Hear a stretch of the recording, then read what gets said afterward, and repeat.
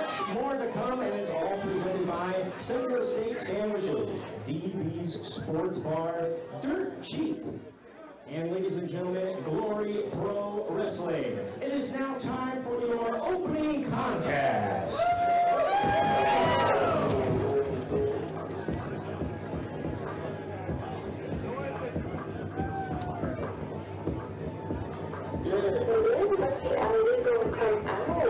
That's a whole lot of dog when you came through.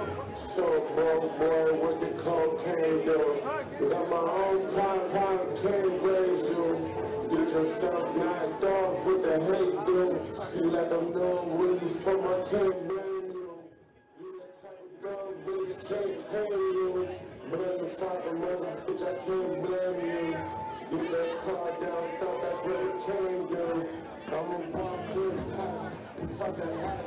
I ain't out there with a dot, brain got. I'ma tell you that your straight drop, that is not it. Bloody buggy off the trigger, but he got the drop with him. Ain't no buses running, ain't no cars running, it's a late night. That ain't turkey pants, all we got is stay night. Sleeping on the floor, got no legs, barely even tired. Hit this motherfucker back, all we got no stay high. Down from the wind drum, you get high to stay alive. I'm trying to stay alive. Bitch, keep talking about you listening, girl, I'm at the bowl. We found me to study one day, now I'm coming home. We found sad on my work, I ain't going home.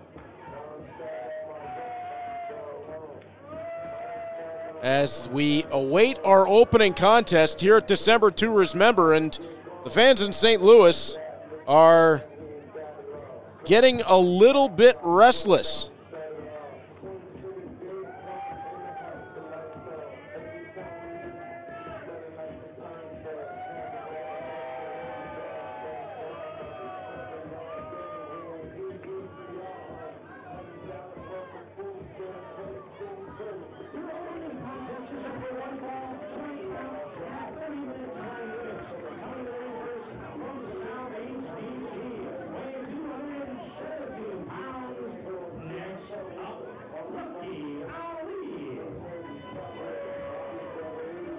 Lucky Ali making his Glory Pro debut.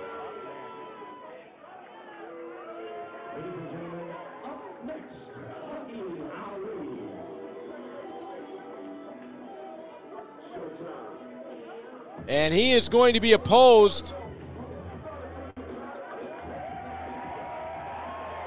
by one of the very best. Second to none. Kenny Alfonso's on his way.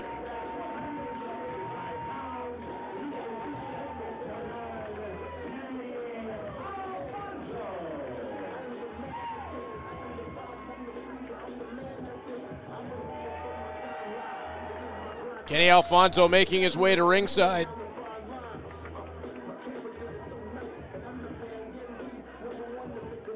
Sliding his way on in. Alfonso, the 6-year pro, half of the Alpha Omega tag team with the current Crown of Glory champion in Camaro Jackson. He had a brilliant match at the pageant too when he took on the current Impact World's Heavyweight Champion, the Walking Weapon, Josh Alexander. That was nothing short of outstanding. And outside of Glory Pro, recently picked up a tag win at Grandel Wrestling over the West Coast Wrecking Crew, Jor-El Nelson and Royce Isaacs. And of course, viewers of NJPW Strong will know all about the West Coast Wrecking Crew.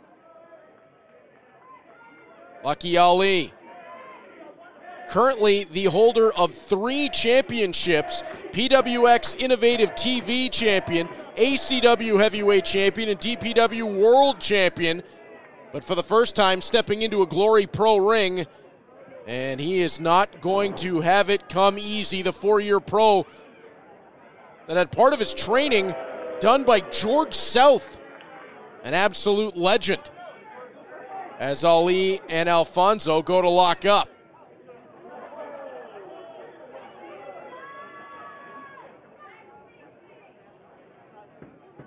Ali Looks in, collar and elbow attempt. Sliding out the backside is Kenny Alfonso.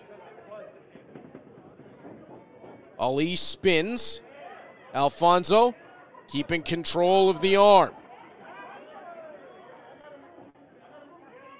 Alfonso on the go behind. Lucky Ali backing Alfonso to the ropes. Snapmare takeover. Alfonso keeps hold of the arm and he'll crank on it.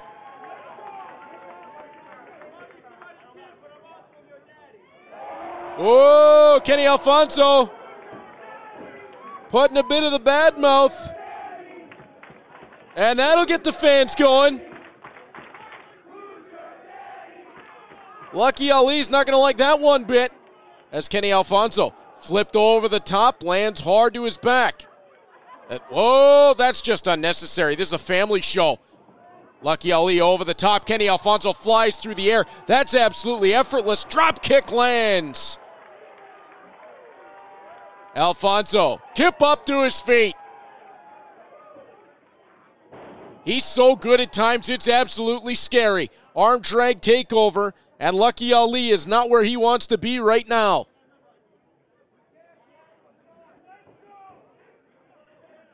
Kenny Alfonso is a rising superstar, an aerial artist. And when it gets right down to it, that young man can fight. Lucky Ali charging into the corner. Alfonso picks him off to the shoulders. Ali backs up. Roll through by Alfonso. Gets the splash. Out of nowhere. Count of 1, 2 and a half. And Kenny Alfonso with a quick check just to make sure that was only 2. Referee Adam Kennedy says, yep, 2. We go on. Shot to the throat by Lucky Ali. And that just seemed unnecessary. Ali off the ropes. Alfonso catches. Trying up the backside. Lucky Ali using the strength advantage. Ali dumps him over the top. Hung Alfonso out on that top rope and then drops down and kicks him right out of the ring. That was something a little bit different from Ali that I have not seen before. As he hoisted Kenny Alfonso up, he just hung him out to dry, dumping him over the back onto that top rope. And then when Kenny Alfonso went out of the ring, I believe he hit the guardrail. Ali slamming him. Well, if he didn't the first time, he definitely did that time. Slamming him back first into the rail. Lucky Ali tossing Kenny Alfonso back into the ring. And now Ali in control. Look at the hang time on the knee. Count of 1, 2. Kick out by Alfonso. Alfonso trying to struggle to get out the side here as the grip of Ali is hooked in. And trying to get a good look at that grip of Lucky Ali. Looks like a gable grip around the waist of Kenny Alfonso. And now Alfonso will back him into the buckles and break it off. Ali right back to it. Trying to get a look at how tight Ali is cinching that up. If he could perhaps even turn that into a submission. And he might be attempting right here. Bit of a look to what we saw in the pre-show. Go back to the days of the Brock Lock with Brock Lesnar. It's not fancy, but it's effective. If you cinch up on that reverse bear hug, you can do a whole lot of damage. Especially when you're the size and with the strength of Lucky Ali. Ali will send Alfonso into the ropes back first. Steps in with a knife edge chop. Ow. And Lucky Ali is not feeling the love from the St. Louis crowd over the holidays. Into the corner. Alfonso hits the brakes. Oh, with the boot.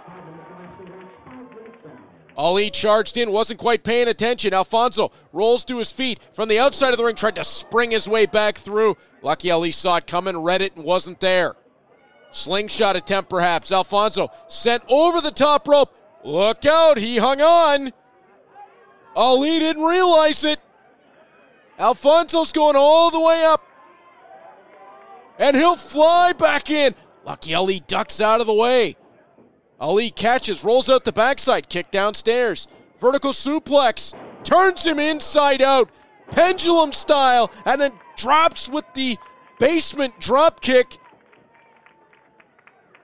And Kenny Alfonso is forced to roll out to the ring apron. Lucky Ali wasting a whole lot of time, though. Oops. Well, he was trying to throw a little sauce the way of Kenny Alfonso, and it went a little awry. These things will happen. That's a whole lot of dude to be trying to kip up. Kenny Alfonso hangs him out over the top rope. Oh, with the boot. Alfonso got it right up around the jawline. Now Kenny to the top rope. He'll fly again. Oh, fake out. Ali ducked. He's not there. Cross body lands. Kenny Alfonso going back to the well, but that time outsmarted Ali. Knife edge chop and reins in a fist. Back and forth, one to the next. Combination, looking for the kick. Spins away through two, and then lands the third. Alfonso just kept rolling through, picking up momentum, and when it finally landed, it just about sent Ali's head into the third row. Off the ropes, Alfonso. Wheelbarrow position from Lucky Ali. Stunner. And Ali hung out in that corner, arms draped over the top rope, pop back to his feet, elevates Alfonso to the outside. He'll hang on. Slingshot code breaker. Count of 1, 2, no! Ali will get out of it. I don't think Lucky Ali was expecting that at all. It looked like the way Ali was moving, he was going to try to catch Alfonso coming in, almost into a back suplex. And Alfonso just got right to him and put the knee right to the mush. Alfonso steps in, going around the world. Ali cuts him off, drops him straight down on his back. Has both legs. Alfonso kicks away from him.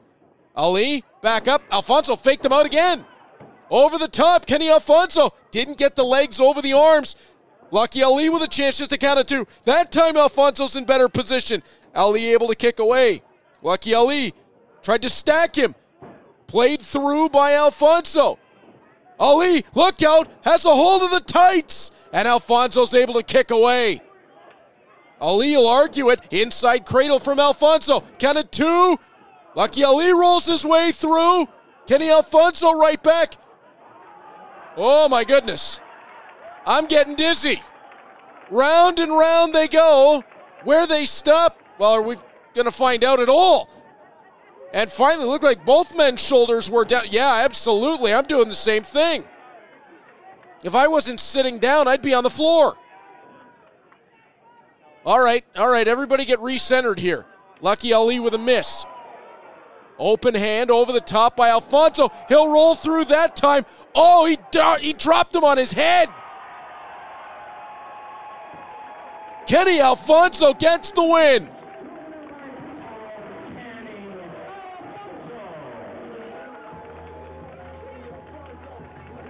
Alfonso again using the momentum to his advantage. He slid all the way through on the tilt-a-whirl, and as he brought him back, almost reverse DDT-like, Lucky Ali ended up getting spiked. Kenny Alfonso, all right, okay, get the footing.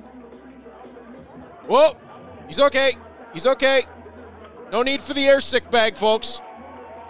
Kenny Alfonso, that's a big-time win over Lucky Ali, and he continues an impressive run here in Glory Pro after that great match with the walking weapon, Josh Alexander, which really seemed to take Kenny Alfonso up to the next level. This win over Lucky Ali continues that climb. The only problem is, for Kenny, the man who stands at the top of the mountain, at least for now, is his good friend and tag team partner, Camaro Jackson. So if he's got the crown of glory in his eyes, they may eventually have to go one-on-one. Kenny Alfonso gets us started with the W here at December Tours Member. Ladies and gentlemen, our next contest is presented by Foamhammer Games. The great wrestling card game called Book It is on sale now. Get it with a 10% discount code Glory at foamhammergames.com.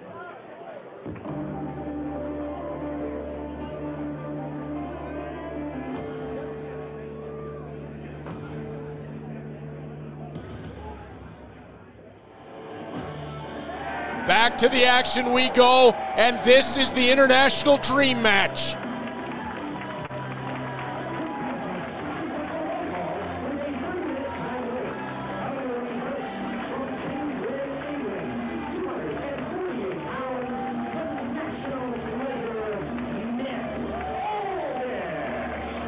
The two-time NWA World's Heavyweight Champion that held that title for a combined 1,309 days steps into a Glory Pro ring in St. Louis for the very first time. The national treasure is here.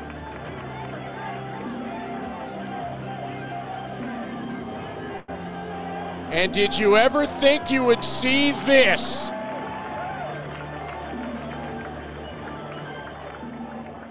And we are only halfway through the introductions of this dream match. It's about to get even better. The Howl of the Wolf will signal the challenge.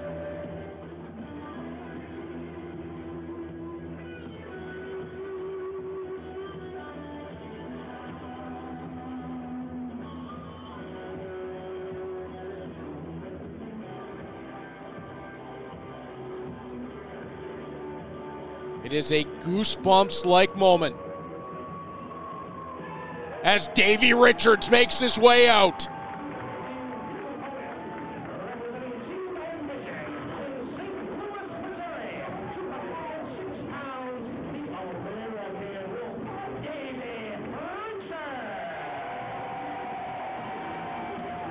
The leader of Team Ambition steps back into a Glory Pro ring for the first time since May the 22nd. The man from Othello, Washington, who has made St. Louis, Missouri his home, steps in as the current MLW National Openweight Champion. Just take this in. Nick Aldis, the 19-year pro from Kingsland, Norfolk in the United Kingdom. Davey Richards, representing St. Louis, the 18-year pro. They have both held gold around the world, and yet they have never met until this moment, as it's a side headlock from Nick Aldis. Davey Richards will push him one knee down to the mat, and Richards takes the arm. Aldis slides his way back to his feet. Davey Richards will give up some size and strength here, but his speed will come in handy against Aldis, who goes to the wrist himself, forcing Davey Richards down. Richards will roll through, up to his feet. Aldis forces him right back down. Has a firm grip to the wrist. Richards rolls up to his feet, trying to find a way loose from that lockup. Richards able to roll, bridge, and a kick to the arm of Nick Aldis to break it. The amount of gold between these two men is incredible. Davey Richards, a former ROH World Heavyweight Champion, PWG World Heavyweight Champion, CZW World Champion, tag team titles in ROH, Impact, and the IWGP Junior Heavyweight Tag Team titles. For Nick Aldis, an Impact World Heavyweight Champion, GFW Global Champion, and tag team titles in Impact, in IWGP, and GHC. That's the Global Honor Crown with Noah. Davey Richards able to roll Aldis onto his shoulders, just a count of one. Side headlock held in. Nick Aldis is the man who brought the NWA title back to prominence. Davey Richards has been dominant as the MLW Openweight Champion. As Aldis rolls to his knees, he'll headstand up to break out of that head scissors, and the National Treasure is on his feet.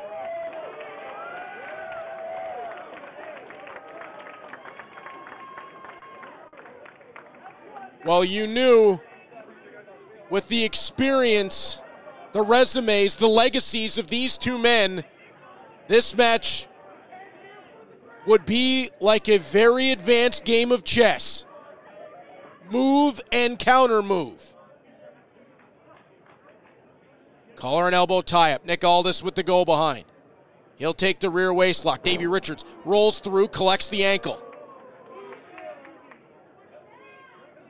Richards keeping his leg on top of the knee of Nick Aldis, and that allows him to spring around the back to the front headlock. Instead, Aldis rolls out, hammerlock to the backside of Davey Richards. Richards back to his feet. Aldis follows. Richards collects that arm on the left side. He'll take a hammerlock of his own. That forces Aldis down to the mat, and Richards pins him down with the hand, the knee of Richards on the hand of Aldis, and now he'll take that right arm back up high. That's stretching everything in between the shoulders, and now working over the hand and wrist while he's got it extended. Oh, Richards forcing that hand down to the mat, and the elbow, that could dislocate. And Aldis' arm is in a lot of pain just at the moment. Side headlock again from Davey Richards. Off the ropes he goes. Nick Aldis shovels him off with the shoulder block. And there's the size and strength advantage coming into play of Nick Aldis.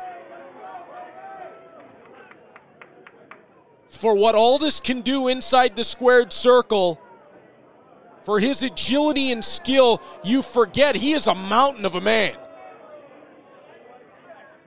And I like this a lot. Respect between Aldis and Richards. This match isn't about a grudge. This is about seeing who is the best. And these two men for a long, long time have stood right at the top of that mountain. Collar and elbow tie-up. Aldis with the side headlock. Richards, forearm. Works Aldis back to the ropes, fires him off. Aldis steps in with the shoulder block again. Down for just a count of one. Off the ropes goes Aldis as he looks to speed it up a bit. Count of one again. Aldis hits the ropes one more time. Richards drops down, turns, lets him through. Aldis goes out of the ring. Davey Richards looking to the crowd. Richards is on a roll. Aldis slides back in, and he nails him with the lariat. Leaping lariat from Nick Aldis. That'll change your disposition in a hurry. Davey Richards took just a little bit too much time getting set to get out of the ring and dive towards Nick Aldis. Aldis was able to get in, and again, size and strength coming into play. He hoists up Davey Richards and puts him back first into the ring post. Aldis will stalk after Richards on the floor. Richards collecting himself over at the guardrail, and oh, Nick Aldis dropped him throat first.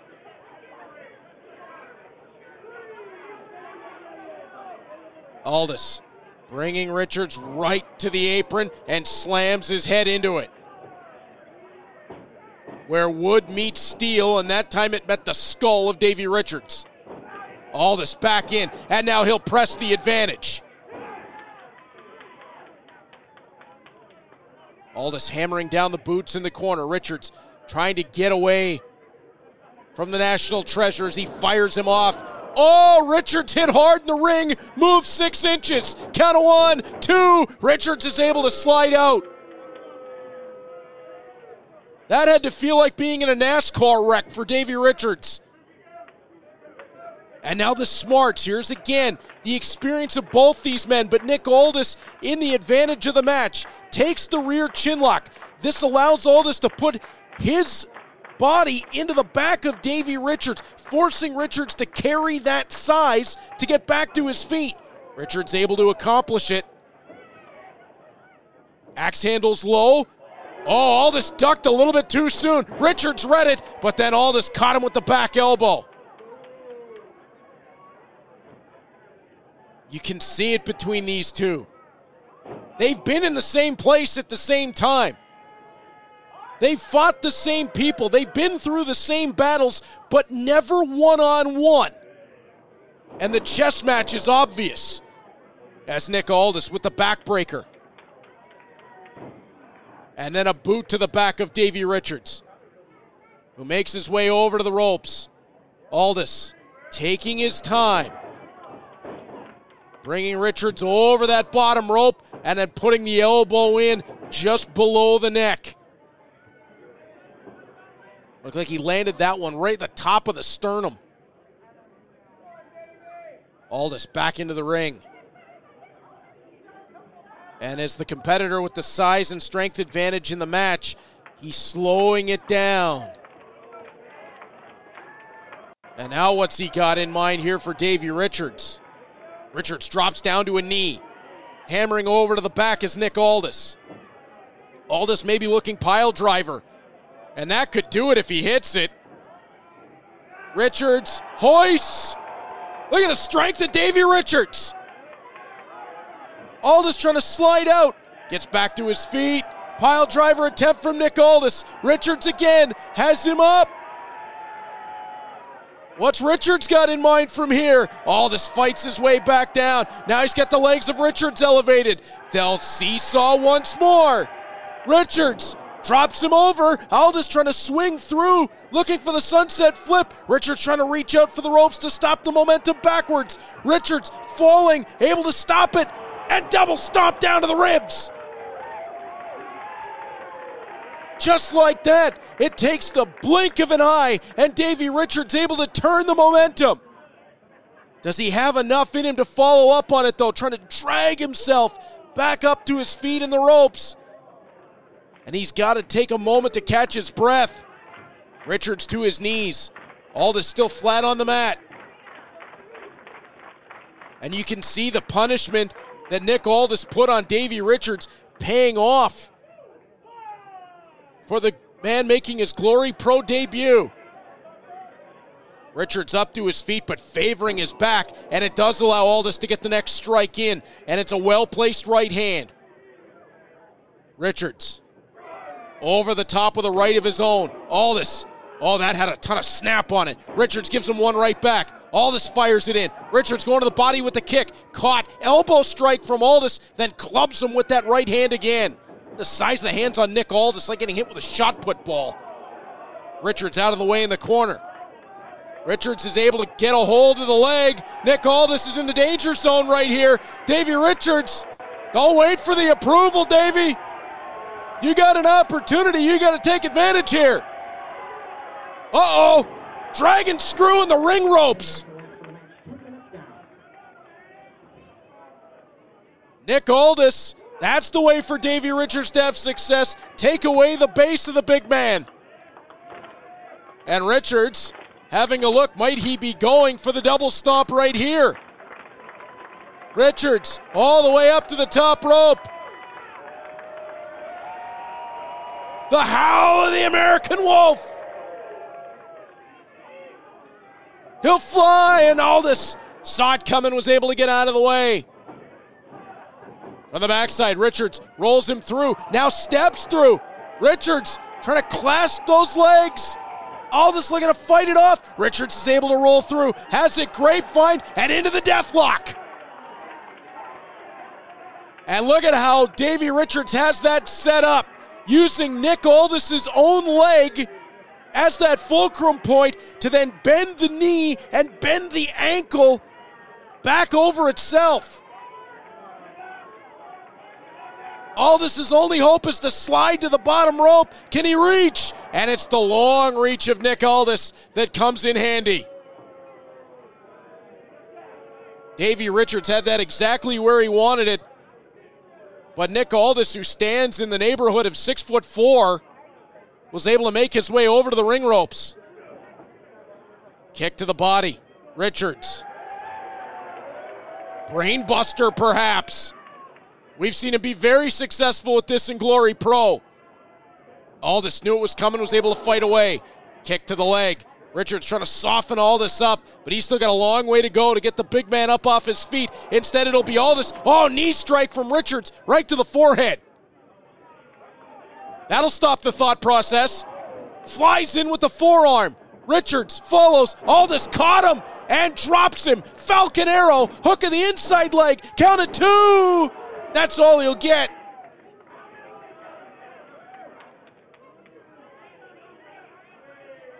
Aldis caught him. I thought he might have gone for the power slam, but instead turned it into a Falcon arrow style finish. Davey Richards able to roll through. He catches the leg again. Richards with the ankle, and it's the ankle lock. And Richards will crank away Nick Aldis again. He's only got 2 options from here.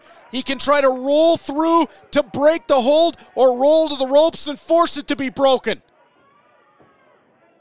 Aldis in trouble as he does get the roll through and he's able to push Richards off. Richards tries to kick on the way by, doesn't get it. Aldis, wait a minute.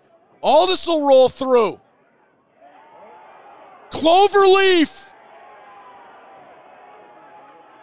He's got Davey Richards almost over entirely. Richards still on that one shoulder. If he slides his neck through, he can get out, and that's exactly what he'll do. Inside cradle from Richards has Aldis hooked up. Kick out at 2. Aldis hoists him up onto the shoulder. Oh, perhaps a tombstone pile driver. That's what it is. Aldis lays out Richards right in front of that corner. And if he hits from the top rope, this is all over. Aldis with the flying elbow. Count of 1, 2. Aldis, no!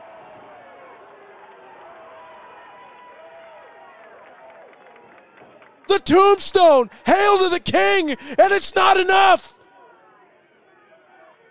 Davey Richards, by God, how did he survive?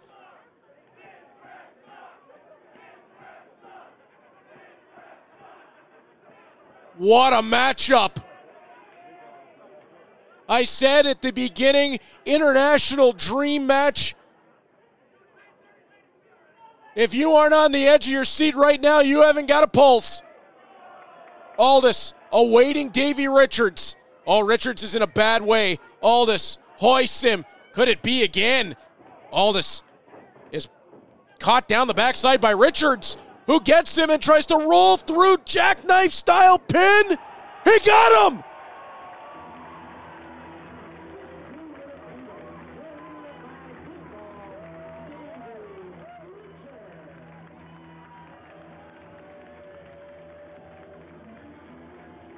And in the world of professional wrestling, it can be just like that. It takes just 3 seconds to turn it all around, and that's exactly what Davey Richards just did.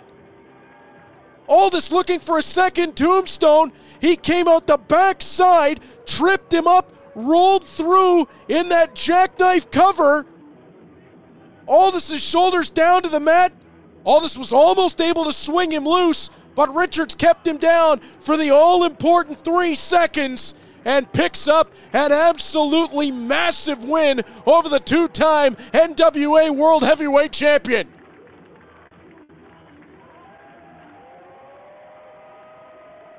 And the crowd roars for the national treasure, Nick Aldis, as they should.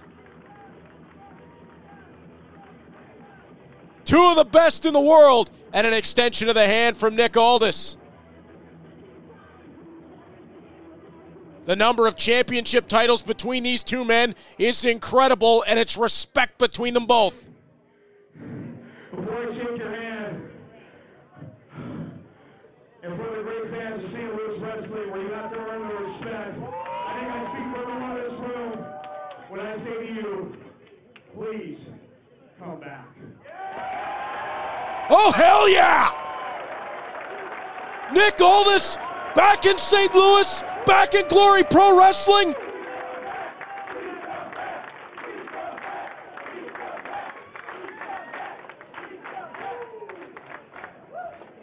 Oh, I'd love to call another match of Nick Aldis. What a contest. Hey kids, Dan the Dad back again, this time for Book It, the the Wrestling Promoter card game. It's a ton of fun to take control of your very own independent wrestling promotion and learn all the ins and outs of the world of pro wrestling, something that I need a lot of help with, but by playing Book It, I can become the best wrestling promoter in the entire world.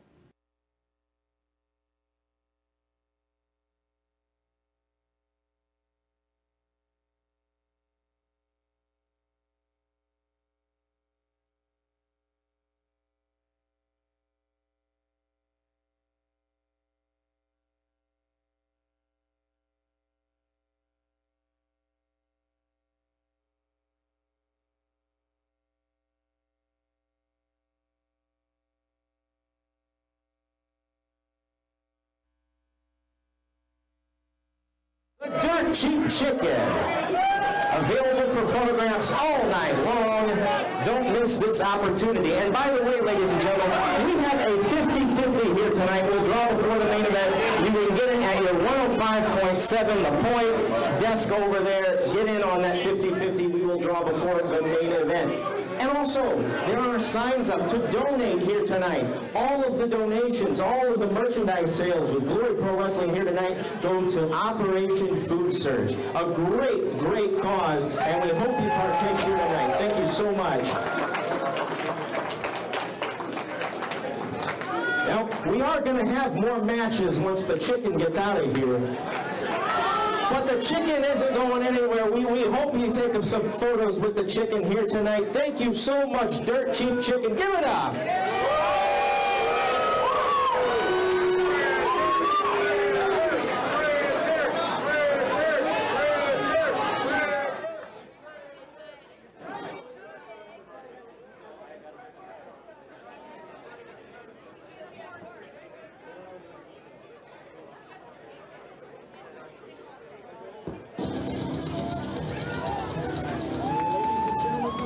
Contest is presented by Smack Talk Showdown, a great wrestling game where smack talking is not only optional, it's mandatory. Check out SmackTalkShowdown.com. This contest is set for one fall. Coming to the ring first, Jake Something.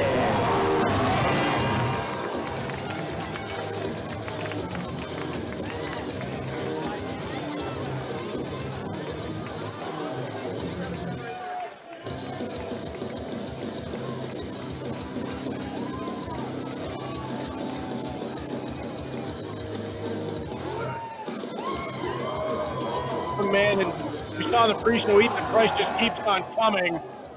But Jake Something, the only man to ever hold the Crown of Glory Championship twice. Although he is going to have a very different kind of opponent for this one.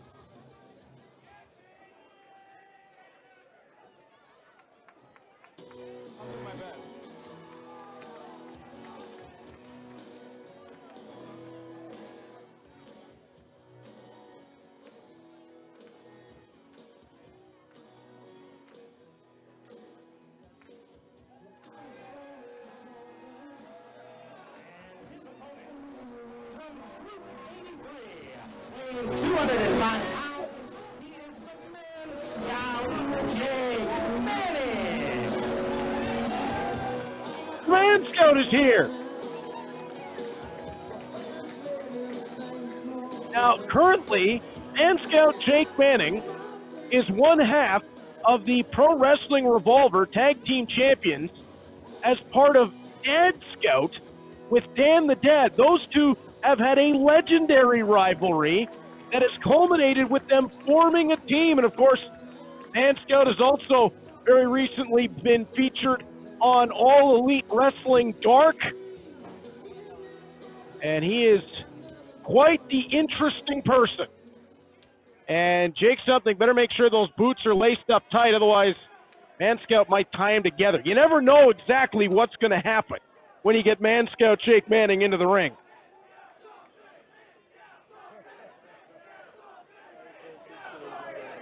And of course, Jake Manning, for all the fun and games, a former FIP Florida Heritage Champion, a former WWA International Heavyweight Champion, former 0-1 U.S. Champion.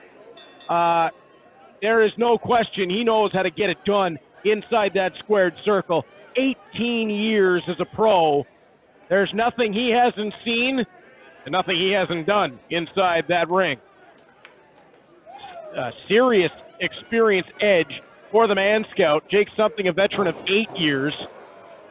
But there will be the problem for the Man Scout.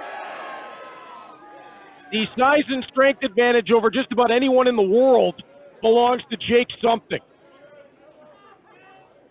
You might have better luck trying to fight a black bear. The Man Scout back up onto his feet after Jake tossed him halfway across the ring. Collar and elbow tie up once again. Side headlock by Jake. Something. Here we got two Jakes in the ring for this one. And oh, that shoulder block just about took the Man Scout out of his boots. And it'll be a long look down from Jake Something. Both men to their feet, and that is a look I would not want to be on the other end of. Oh, boy. At this point, Jake Something is just daring the Man Scout to give him a go here. And, oh.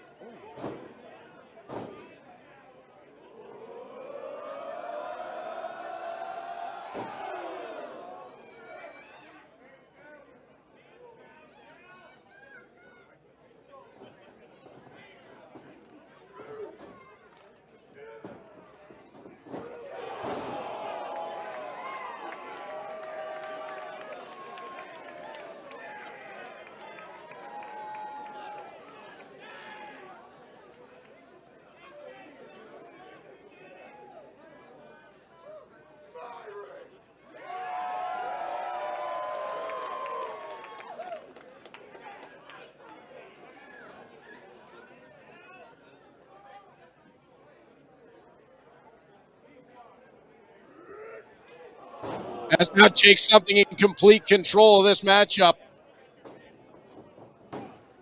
after Man Scout hit the wall charging into him.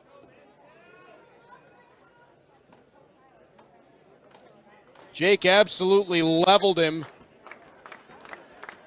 And now working him over that right hand and then back into the buckles. Down to the body, over the top. Jake hammering away on the Man Scout. Man Scout crawling up in the corner. Knife edge chop lands.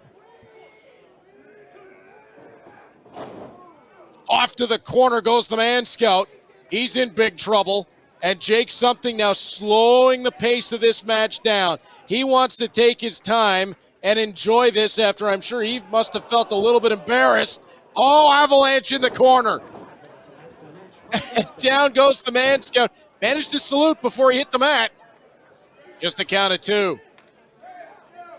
And Jake Something saying that should have been 3. Not quite.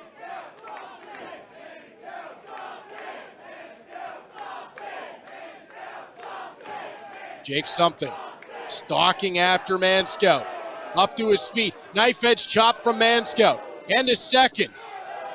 And a third as Man Scout backing off Jake Something, who caught him with the right and now just going to maul him. Rear chin lock, and I don't even know how you would notice if Jake turned that into a choke. Looks like he has. Now you can see the chin of the Man Scout. And you look at the size of the arms on the former 2-time Crown of Glory champion. As I said earlier, the only man to ever hold that title twice. As Manning trying to get back to his feet. Man Scout downstairs with a couple of elbows and a third, and Jake just picked him up and dropped him into the canvas. Count of 2.5. That power slam had a whole lot behind it.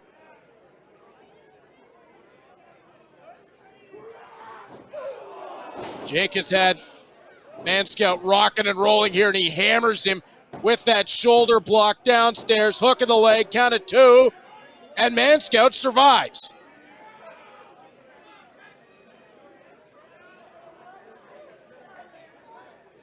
Well, we know that he's got a ton of guts, but how far are guts going to go in this matchup?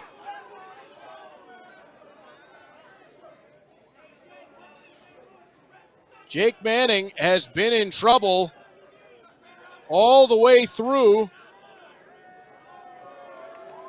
since he ran into that wall, and now the salute being given by Jake Something, who just taunts and pushes the boot to the head.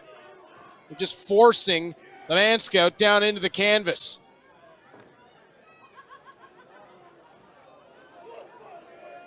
You want to tell us where you're watching December Tourist member from? Use the hashtag GP Live. Love to hear from you. As they butt heads in the center of the ring.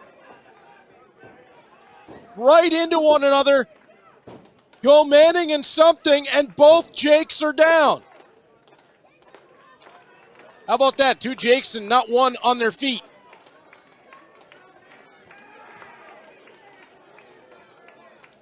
Manning looks like he's going to be the first one to get back to his feet. Man Scout's up. Jake Something close behind. As Man Scout runs in with the clothesline. Rocks Something a second time.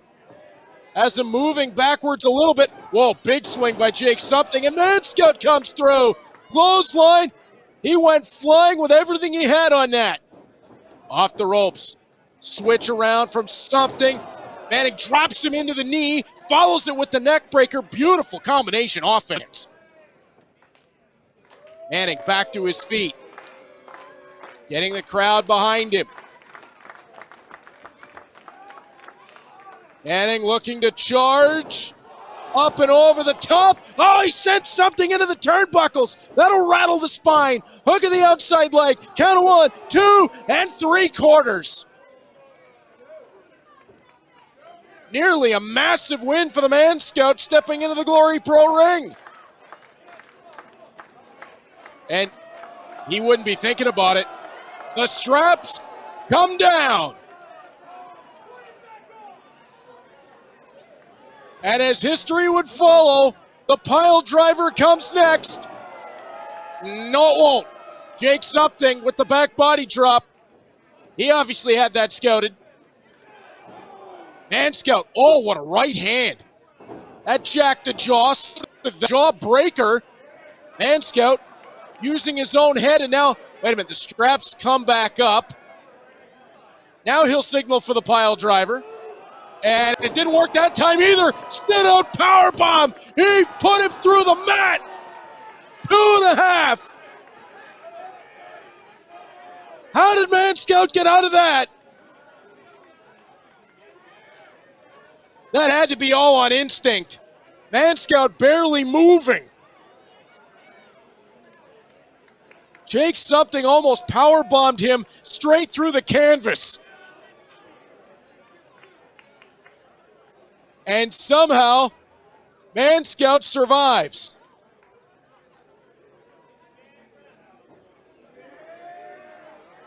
Jake Something on his feet. Sends Man Scout off the ropes.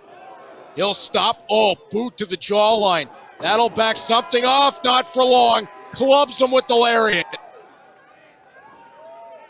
And looking to follow it up quickly. Jake Something tosses Man Scout into the ropes. Man Scout down the backside. Rolls him up. Schoolboy. 2.5. Something rolls away. It's Man Scout from the backside again. Off the ropes, trying to roll him up, get the weight onto him. 2.5. Jake Something back to his feet and again clubs him down.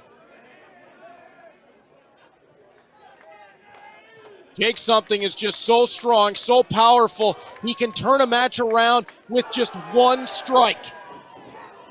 Charging into the corner. Oh, he hit the turnbuckle. Man Scout, backbreaker. Pulls him down, flatliner. Got 1, 2, no! Again, brilliant combination from Man Scout, but it's not enough. And Man Scout can't believe it. Jake Something very smartly rolls out to the floor. Man Scout right after him. Oh, Jake hammered him.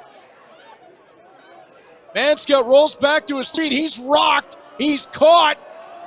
Look at the strength with one arm. Jake turns him right back. Sit out power bomb. Hook of the shoulders down. And that's going to do it. A great effort from Man Scout. But it's just a matter of time, and how long can you survive when you're fighting a bear inside the ring like Jake Something? That size and strength advantage proves to be just too much once again. There are very few in the world of professional wrestling that are built like that monster. It's the size, the strength, and the willingness to run through a brick wall for victory. Jake Something comes out with another impressive win as he's got his eyes set on Camaro Jackson in a third reign with the Crown of Glory.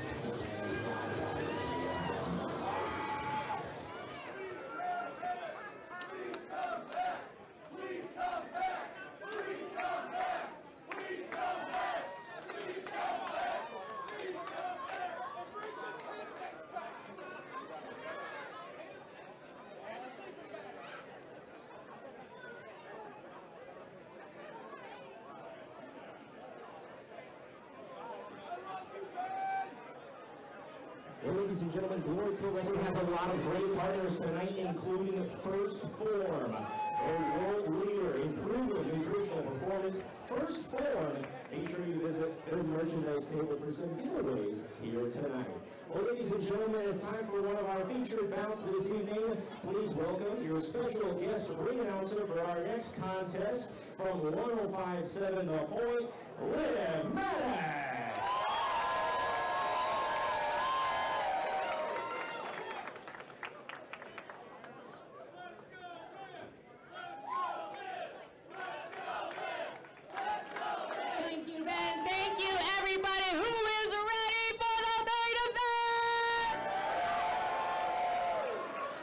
This is a four-way match set up for one fall, the Rizzuto Show Championship!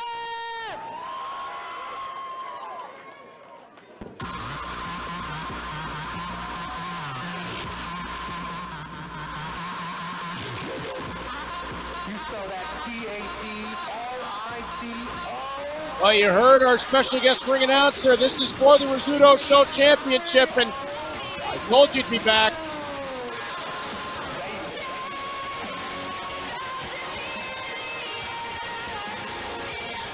No, Patrico is not wrestling in this match, but you know what comes next. We have a special guest ring announcer, but that's not going to stop him. Ladies and gentlemen, welcome to the Patrico Show. Oh, boy. You spell that P-A-T-R-I-C-O, baby. Oh, brother. He's at it again. Team champs in singles matches at Glory Pro. There is no tag team back there, huh? We're in the match with the radio show, guys. That's fine. We just won a beating. Ladies and gentlemen, tonight's match is rated V for violence. He is really good at what he does. The front man for Grindhouse. As much as I give it to him, if I was coming to the ring, I'd probably want him calling me out. Oh, wait a minute.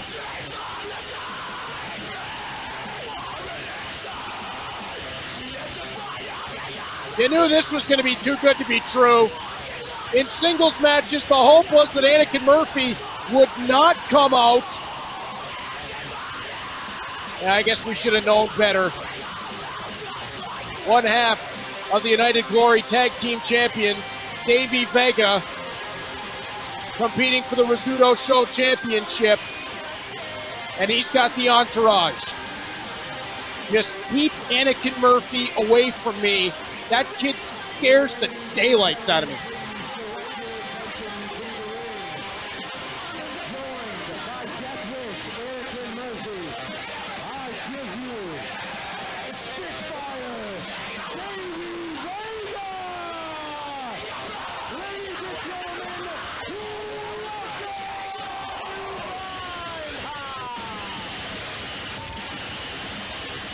Indeed.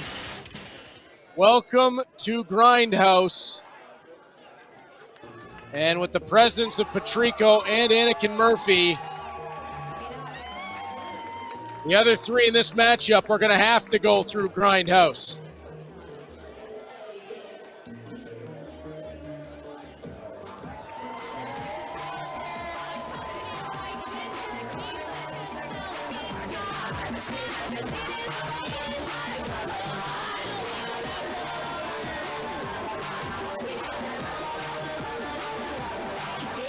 Laney Luck, the next one out.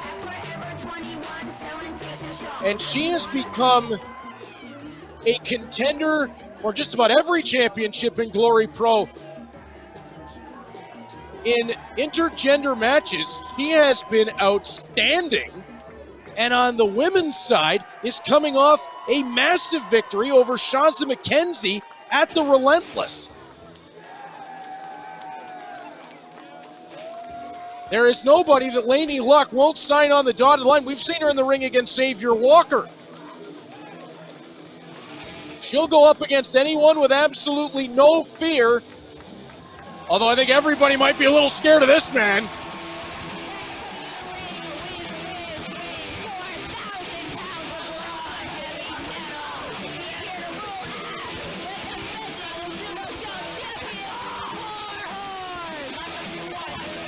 The defending Rizzuto Show champion. Well, Liv Maddox is doing a great job on the ring announcing. Warhorse, and he is decked out in the red and yellow. And of course, he's brought Santa Claus with him, and well, why not? I don't know how he does that without getting a severe headache before he starts every match. I'd love to know what he drinks every morning. There's a man who has never heard of decaf. as he slaps the hat off of Patrico. That goes back a long, long way to the original match for the Rizzuto Show Championship between Warhorse and Matt Fitchett, who, well, at least at the moment, is not over in the Grindhouse corner, but you never know where he might be lurking. One more man to come for this four-way contest. One fall to a finish, and will it be Dan the Dad's moment to take the gold?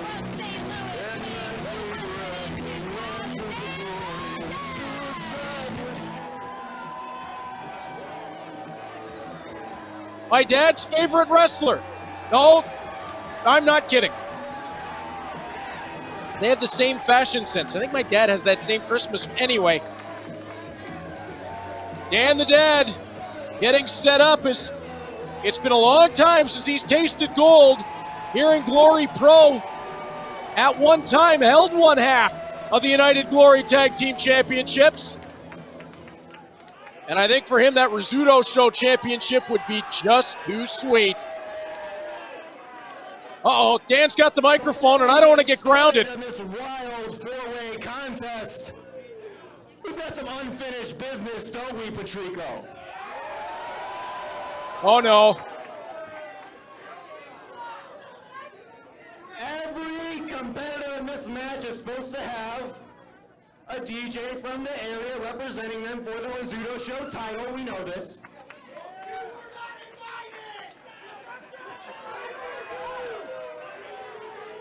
What's Dan got up his sleeve? We appreciate the guys from ESPN Radio 101.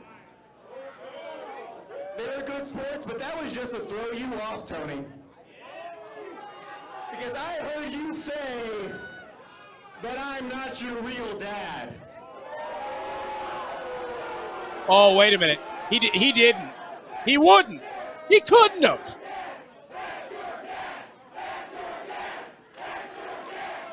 And maybe that's true. But today, ladies and gentlemen, we do have your real dad. No! No way! No way!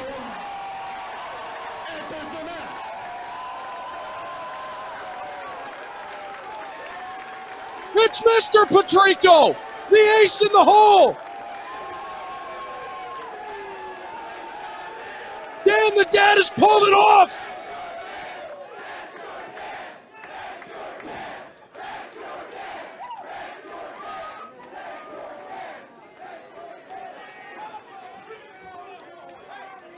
Oh, here we go.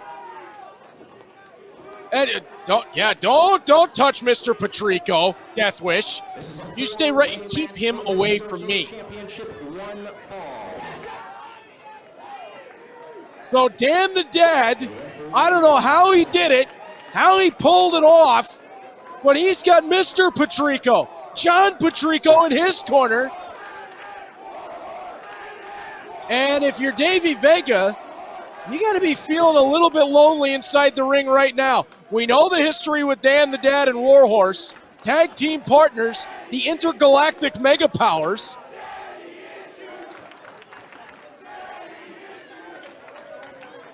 And I believe the team with Danhausen is the interdimensional mega powers. Oh, Davey Vega comes charging across and tried to take Dan the Dad out of his boots. Look out, turned his back on Warhorse, over to Laney, back to Warhorse, right hands, they're having fun. Oh no, Laney caught Warhorse. Oh, Laney with the duck, go behind, Warhorse, headbutt. You don't want to get run into that skull. Off the ropes goes Laney. Davey Vega did the smartest thing in the matchup, ducked out of the way, Laney takes Warhorse over with the head scissors. Davey Vega looking to gain control. He'll swing and miss as Laney catches, chop to the chest, gets a hold of Warhorse. What's Laney Luck got in mind? She'll spring up to the top rope, springboards her way through, drags them both. That was impressive. Ducks out of the way of the knife edge chop. Davey Vega rolls through, right forearm lands on the jawline as he puts an end to the party.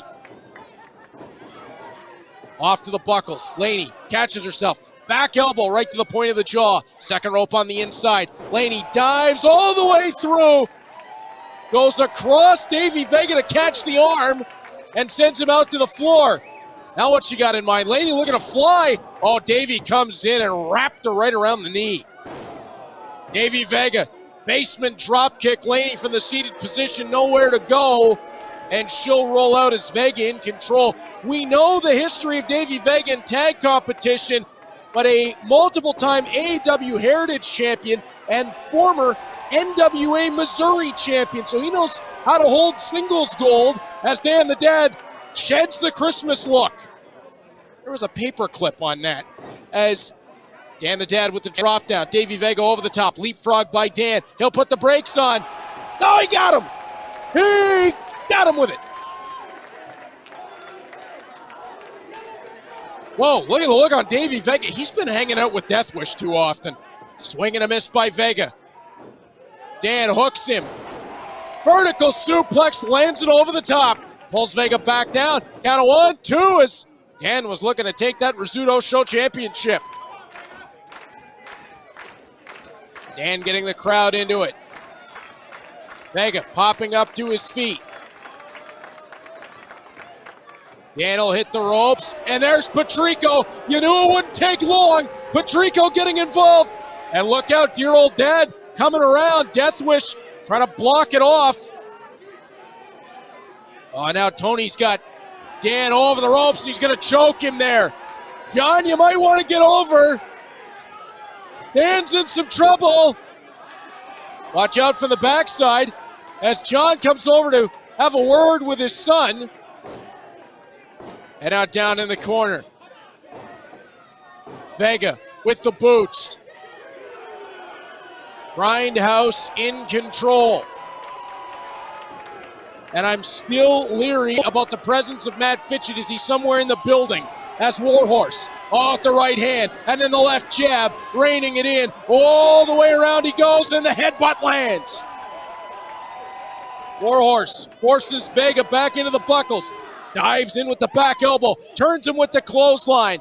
Vertical suplex attempt coming perhaps. Warhorse with the hoist. Nailed him. And Warhorse, here's the adoring crowd. They love him at home in St. Louis. And now Warhorse calling on Dan the Dad. And the frequent tag team partners. What is this? Oh, get the belt. Uh-oh. Dan the Dad is going to have to take his belt off and put a smackdown on somebody. And Tony Patrico pulls Vega out of the ring. Back on the inside, Laney comes flying through and takes them both out. Laney Luck charges in with an elbow, stops with a back one, then trips down Warhorse. Same combination. Flying in with the double knees on Warhorse. Laney turns. Dan tried the lariat. Duck underneath. Enziguri lands. Laney with the hoist to the shoulders. Death Valley driver. Oh, watch out. Vega tosses Laney to the floor. Vega trying to pick the bones. Count of 2.5. Davey Vega was going to try to play opportune moment and spoil the party. Dan goes off the ropes with Vega. Hoisted 3D.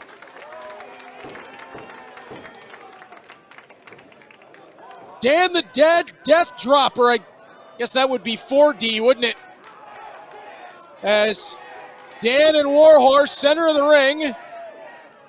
They'll shake hands. What is going on here? The high five. Oh, too slow. I wondered what was happening. Thought Dan might have been setting him up for something. Oh! Well, I'm not sure if that was necessary. Warhorse came back with a right hand, and now they're going to go over the top of one another. Tag team partners, good friends, but there's gold on the line. And Warhorse wants to retain that title. Watch out. Off the second rope, looking for the lariat. Oh, Dan got him with an elbow. He stopped Warhorse in his tracks. Watch out for Laney Luck, who makes her way back in. Right elbow lands. Laney looking to send him off the ropes. Dan cuts underneath. Hoists her up to the second rope. Hangman's flatliner. Count of 1, 2, and a half. Out to the floor goes Dan the Dad. Wait, Warhorse is all the way up to the top rope. Where's he going? Hail to the King, middle of the ring. And out the backside goes Laney Luck. Watch out for Davey Vega. Nails him with that enziguri. Vega, vertical suplex, the hoist. Oh, dropped him down to the knee. Brain buster on the knee from Davey Vega. And now Warhorse out to the floor, and well, he had his boots caught up on that bottom rope, and now they just slowly slide down. Vega thought he was going to have a chance for a 3 count. Dan the Dad sneaks in the backside. Dan looking for the vertical suplex. Held off by Vega, sent back to the buckles. Vega charges, Dan's out of the way. Dan charges, Vega with the boot. Vega seated on the top rope. He'll look to fly. Not in time. Dan lands, and looking for that backpack stunner. Oh, Patrico's up on the ring apron. And again, Patrico making a nuisance of himself. And he's going to walk over to where dear old Dad is standing. He'll give him a shove. This might have been a long time coming. Watch out, Death Wish getting into the way.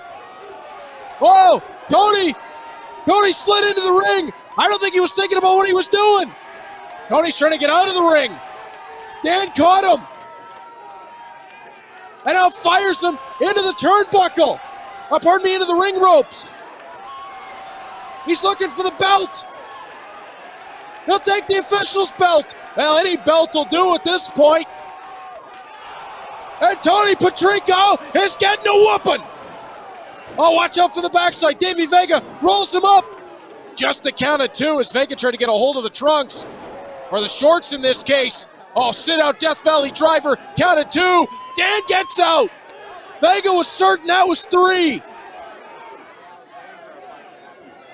Almost looked like a variation on a cradle shock. Inside cradle from Dan the Dad. Count of 2. Dan got him.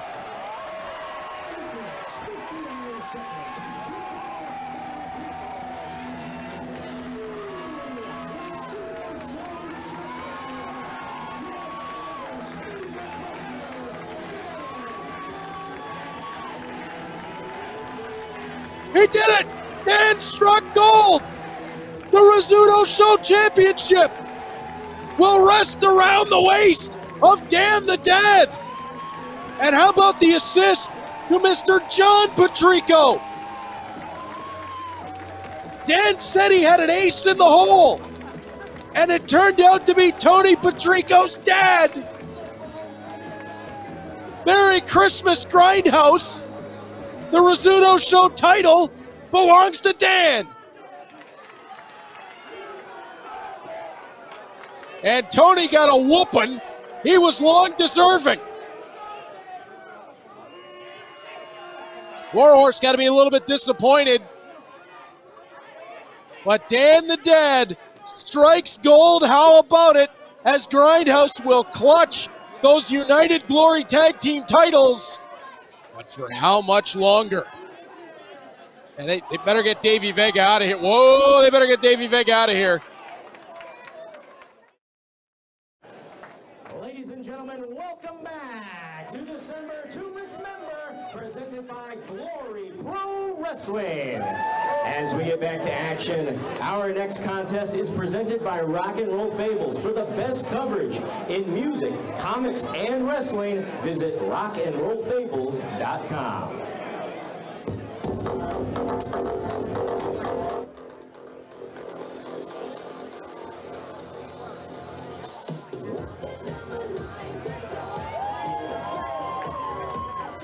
Welcome back to the second half. Coming to the ring first, she is simply a professional wrestler. This is the dance floor she fought for, Allie Katch.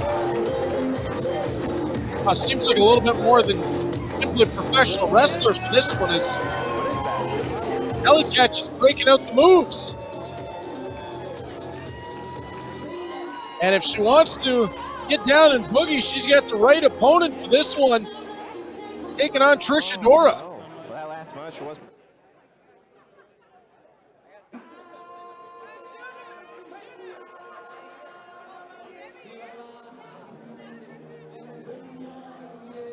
Trish Adora returning to Glory Pro Wrestling for the first time since December to Remember 2021. But she got a win over Blair Onyx. And welcome back. Washington, D.C. She is the Afro-Punk Trish Adora. Trish Adora trained at the Team 3D Academy. Brother Ray and Brother Devon Dudley debuted in AEW in 2022, so it's been a big year for Trish Adora. And as we get close to saying goodbye to 2022, it's great to have her right back here in Glory Pro Wrestling as we did at the end of 2021. Allie Katch, meanwhile, she's looking for her first win in Glory Pro Wrestling since the Cemetery Gates, but she nearly became one half of the United Glory Tag Team Champions at the Relentless. She was teaming with Effie to take on Grindhouse, and of course that team name I cannot say under penalty from the Missouri State Athletic Commission of excommunicado. It's that serious, folks. Had an excellent match, did Allie Katch with Sunny Kiss back at the Pageant 2. And a nice shake of hands here between Allie Katch and Trish Adora. Sportsmanship to open things up. Almost went with the matching gear between the two.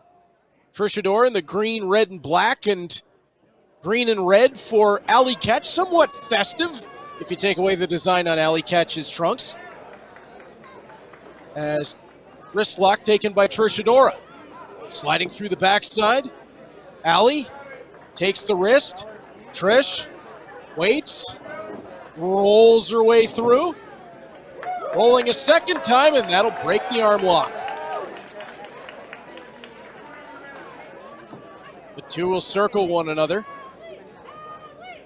As I talked about Allie looking for her first Glory Pro win in a little while, but keep in mind, this is a former Game Changer Championship Wrestling Tag Team Champion. Again, in that team with Effie. So she knows what to do and how to get it done inside the squared circle. One of the best, not just women, but pro wrestlers going as Trish Adora got her down just a count of one. Both ladies back to a knee. Top wrist lock. Test of strength here. Trish with the roll behind. Gets her weight onto the legs of Allie and only got a count of one. And again, they go back to the knuckle lock. Center of the ring. Up and over the top. Great Northern Lights style suplex. Allie was able to get out of it. Trish rolls through. Has Allie's shoulders down. Just a count of two again. Cradled Allie up but couldn't get any more. Trish working the left wrist of Allie Katch back into the ropes. Allie hits the brakes as she hangs onto that top rope. Won't let Trish Adora fire her off. Allie Katch,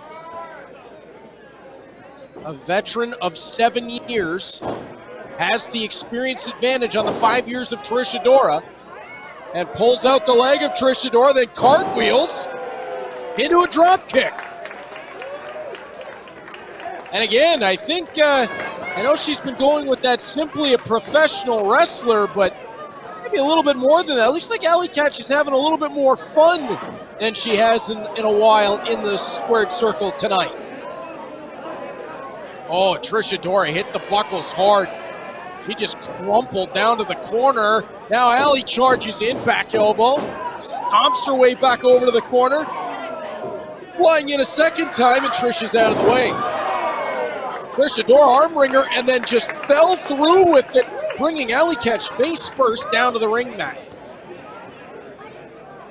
And Allie suddenly in some trouble.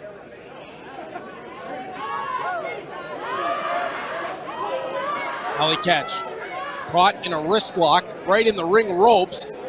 Trish Adora will back off. Allie ducks out. She's looking for a little bit of a breather here. Take out the wrist. And rework the game plan perhaps. As Trish Adora right back to it. Arm over that top rope and then wrenching at the wrist, pulling it. That's going to affect the wrist, the elbow, the shoulder, and Allie's in some trouble. Trish Adora with the snapmare. And a boot to the arm and goes right back to it. That's a little bit different than what you usually see. Boot at the elbow from the backside, then the shoulder from the front. And it's been a while since we've heard this. The fans getting behind Allie Katch. Oh, Trish Adora putting her up over the top rope, onto the ring apron. Allie holds off, right forearm lands. Trish fires, blocked, right forearm again from Allie. Allie trying to work out the problems with that left forearm after Trish has been working on it, and again, drops it over that top rope. And there can't be a lot of feeling, and yeah, you can see Allie Katch trying to get some feeling back in that left arm. Trish Adora has worked that from wrist to shoulder, and oh, that is going to really hurt. Not only did Trish Adora bring Allie Katch down to the ring apron, she caught that arm underneath Allie. So Allie's arm lands where wood meets steel, and then her body weight comes down on top of it. And Allie trying to shake out her left arm. She's got to try to get some sort of feeling back in it. And this isn't going to help. Over the top, working at stretching out the triceps. Trish Adora could tear some of the muscle right out of the arm of Allie Katch.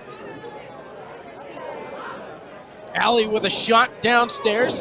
A second, now a third.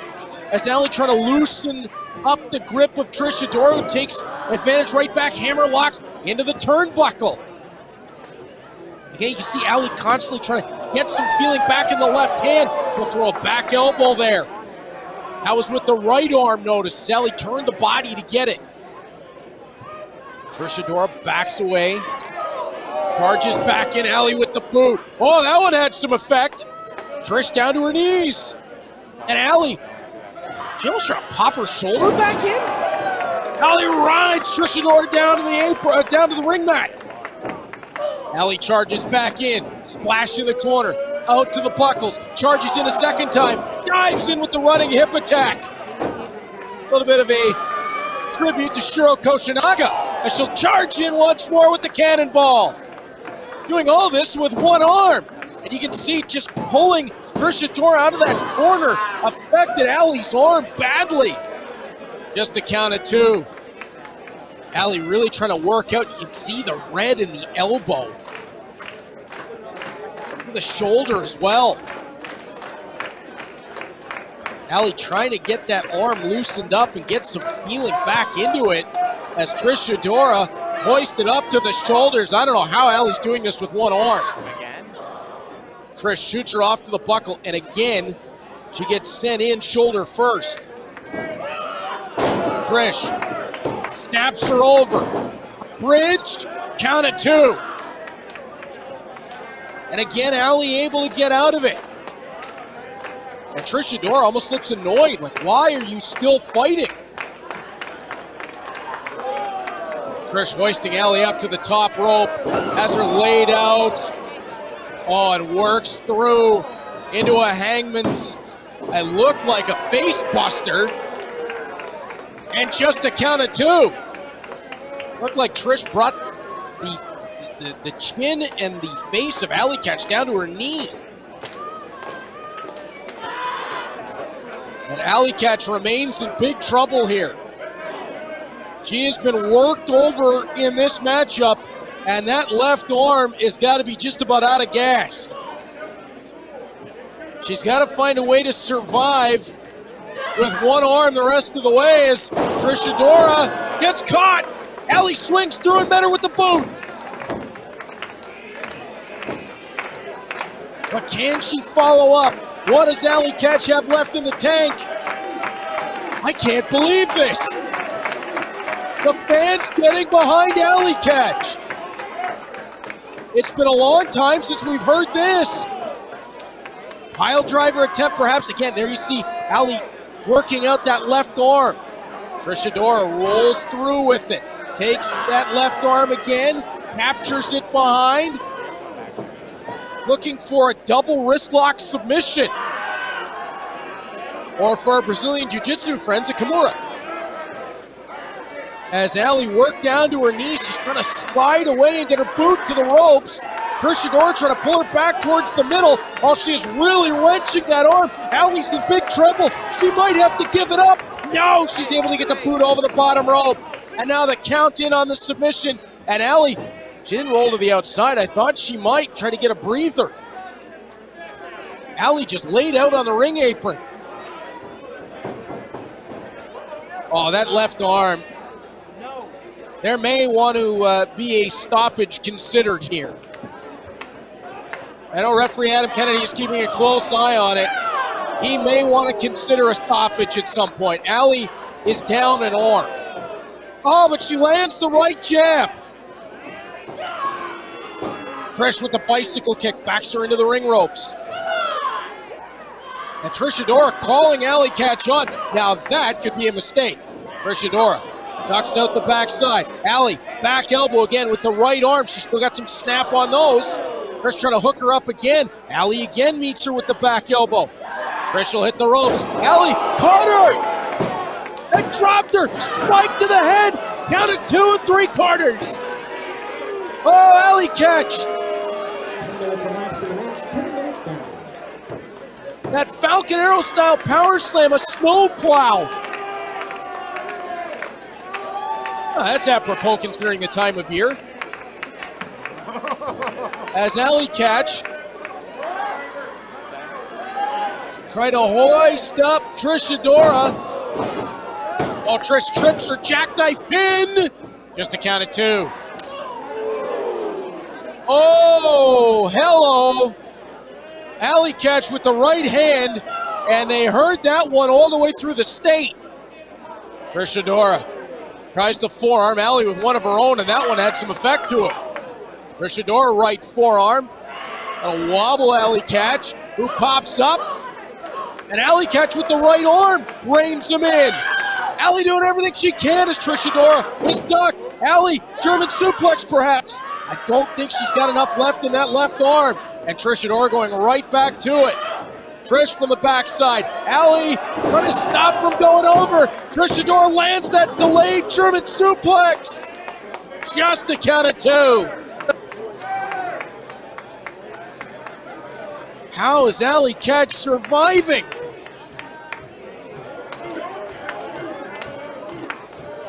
We know there's no questioning the guts of Allie Katch. We've seen her around the wrestling world go through hell and back.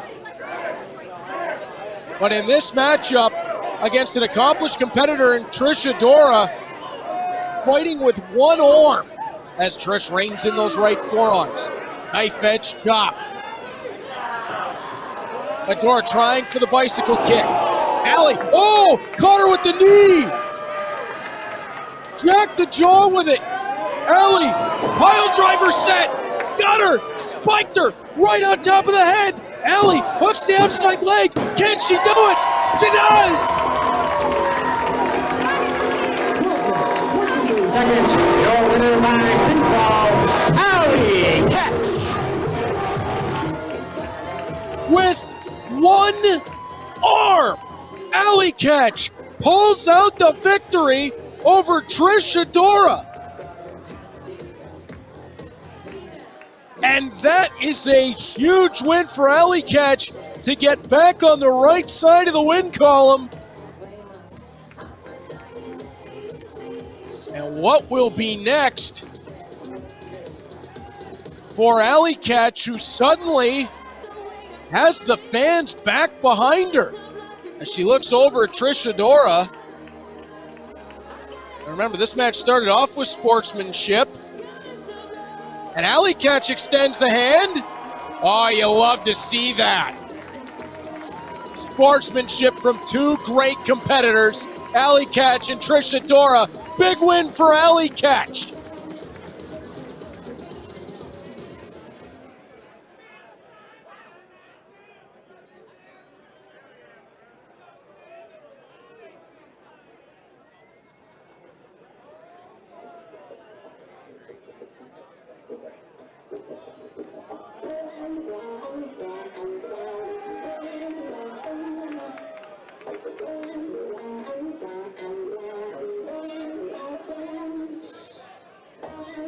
Well, here's a matchup I've been waiting for. Our trios feature. The Hustle and the Muscle, joined by Heather Reckless against a team I know well in Locked and Loaded. And of course, Rohit Raju channeling Hollywood as he brings out big money behind him. Xavier Walker is in the house. And Heather Reckless joins the squad.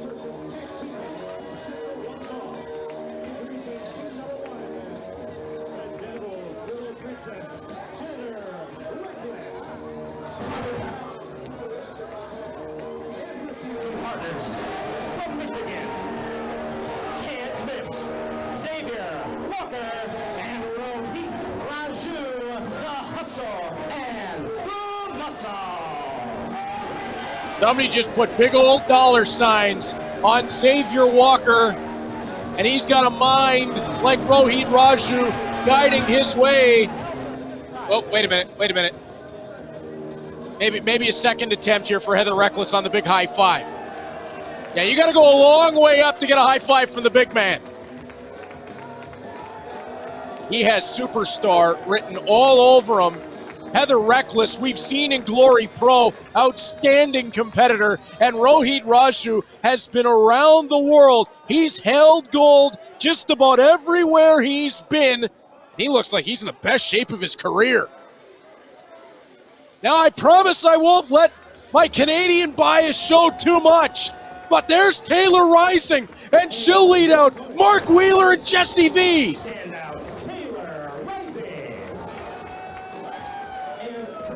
The team of Clutch, Jesse V, and the Golden Gun, Mark Wheeler, locked and loaded. Standout Taylor Rising. Clutch, Jesse V, the big man, bringing up the backside. And the Golden Gun of professional wrestling, Mark Wheeler. Take a look at Locked and Loaded. This team hails from the same hometown as me, Hamilton, Ontario, Canada. And they are the elite of the elite on the northern side of the border. Mark Wheeler, a 7-year pro, making his return to Glory Pro Wrestling for the first time since July of 2019. Jesse V, a 5-year pro, his return to Glory Pro for the first time since February of 2019. And Taylor Rising, a 3-year pro, making her Glory Pro Wrestling debut. Wheeler and Jesse V have both held the Super Kick Championship out of Toronto. Mark Wheeler also the last man to hold the Alpha One Wrestling Alpha Male Championship, Barrie Heavyweight title, Barrie Three Pistols title, and he and Jesse V hold the FML Tag Team Championship in Quebec. And just to show that these teams have walked the same areas, Rohit Raju has also held the Super Kick King of the Six title out of Toronto. He is the current BCW Can-Am Tag Team Champion as one half of the Desi Hit Squad. By the way, he's a former Impact X Division Championship. He took that title from Bullet Club member Chris Bay. So when you talk about putting some star power together in a trios match, and Mark Wheeler takes him right outside the ring ropes with a little tap to the top of the head.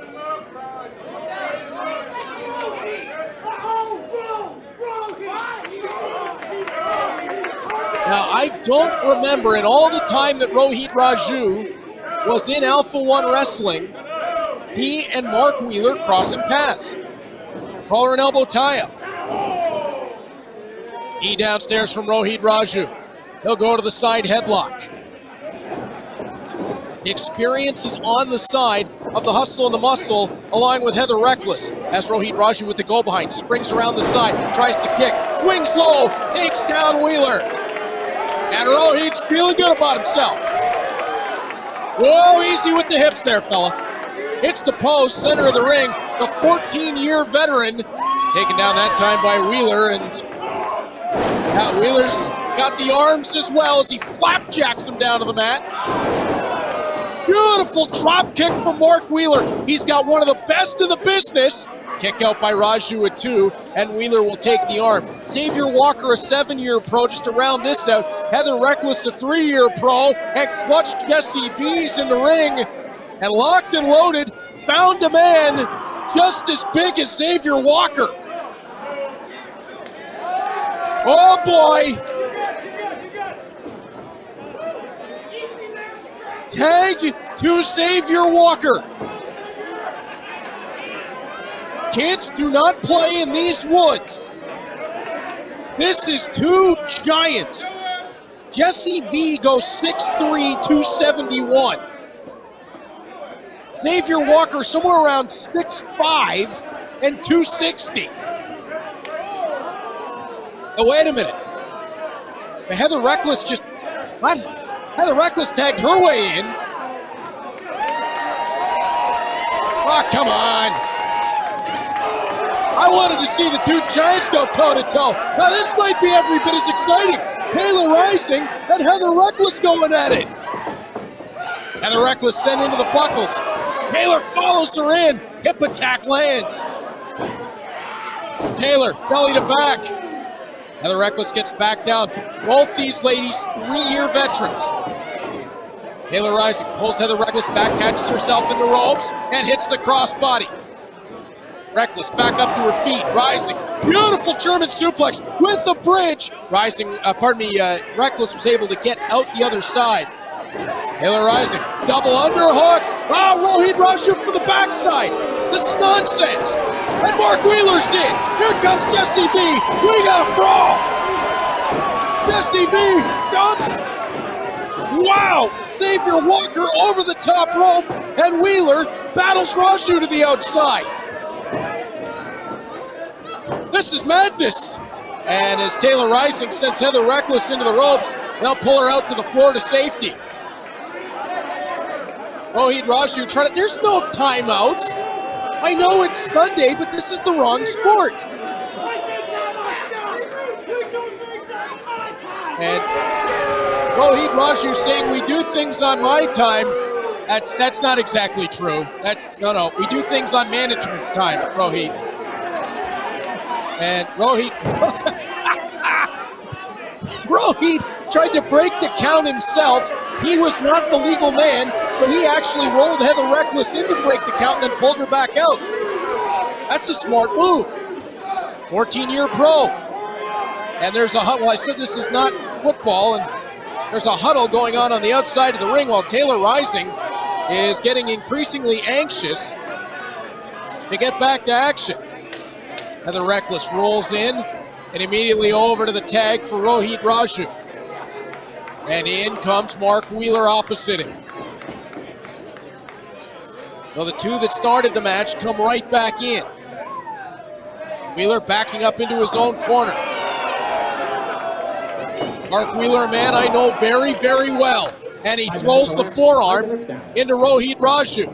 As a look over, went to throw a forearm at Xavier Walker. He got caught. Xavier Walker was causing the distraction on the outside. Wheeler tried to get over to deal with him, and Walker suckered him in. Snap suplex by Raju. And again, the veteran is in complete control. Now in the corner, and this is the mismatch that Locked and Loaded did not want. There's a reason that Jesse V is standing over in that corner, and it's to deal with this monster. And now Xavier Walker. There aren't too many people who have a strength advantage on Mark Wheeler. He's a powerhouse, but Xavier Walker is one of them. And a knife-edge chop lands, and that sends Wheeler spiraling to the canvas, and he wants to reach out and tag his big old buddy. Into the ring comes Heather Reckless. Well, this might be a little bit reckless as she comes in to work over Mark Wheeler. This is legal under the rules of this matchup. Heather Reckless and Taylor Rising agreed to this. They can get in there with the guys. Xavier Walker and Taylor Rising was reaching out for the tag. Boy, she's brave. Off the ropes. Xavier Walker hammers down Mark Wheeler. Walker lays him out. Goes high elevation with that elbow drop. And Walker, the former half of the United Glory Tag Team title holders with the Hustle and the Muscle, opposite of Karam, who is apparently not here, at least not at ringside. Well, right now in control after another distraction from Rohit Raju. Mark Wheeler cut him off. Walker cut the boot. Didn't catch that one. Super kick. Over to Taylor Rising. In comes Heather Reckless. Clothesline lands. Taylor with a second. Reckless is rolling as she'll reverse, sending Rising to the ropes. Oh, Rohit from the outside. Grabbed a hold around the waist. And now a jawbreaker from Heather Reckless. And Reckless is going to put a boot into Taylor Rising. Fans getting behind, locked and loaded, as they try to urge Taylor Rising to reach out for her corner, but she's a long way from it. Heather Reckless spikes her into the turnbuckle. Heather Reckless, who only goes 4'9", but fights as if she was 6'9". Kick to the knee of Taylor Rising to drop her. Going over to taunt Mark Wheeler and Jesse V. That might be a bad idea, as she runs through the boot to the side of the head. And now, oh no, I do not want to see this. I know this was all agreed to, but I don't want to see this. Taylor Rising is in trouble in the corner, and in comes Xavier Walker. The monster is in. Oh, and that right hand.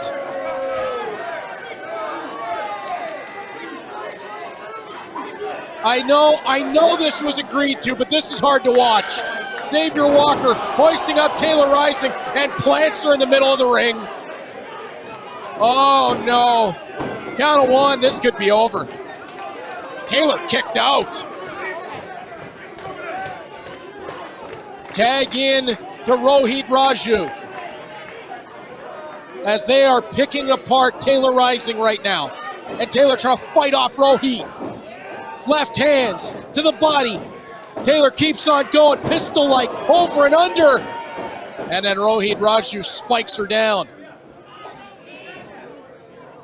I wonder if Taylor Rising had been in a hockey fight or two in her time, going over and under with those left hands. And now Xavier Walker right back in. Oh no, an elbow drop.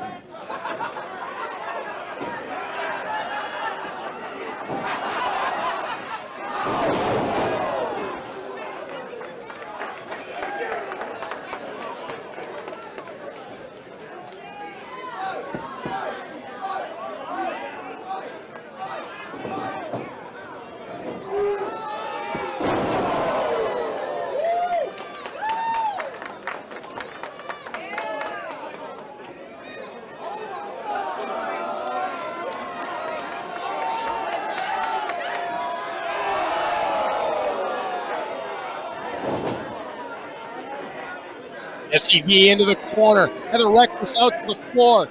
SCV able to pop back up to his feet. Charging in is Rohit Raju.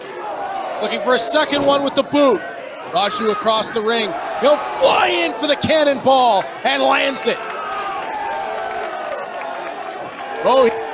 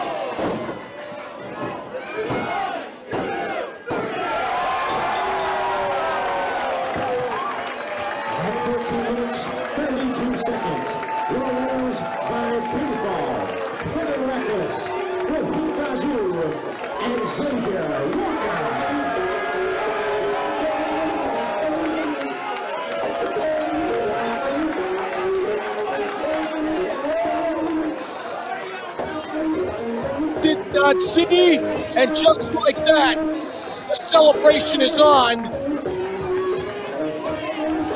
for the hustle and the muscle.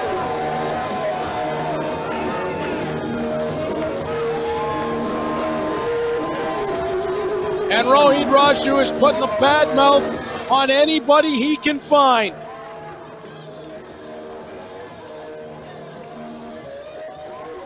Xavier Walker, the Giant, big money, and he had a big hand in winning this one for his team. There's no question about that. And Heather Reckless, yeah, they ought to credit her. Coming up with the low blow at the big moment. And then as Xavier Walker says, that right hand of God.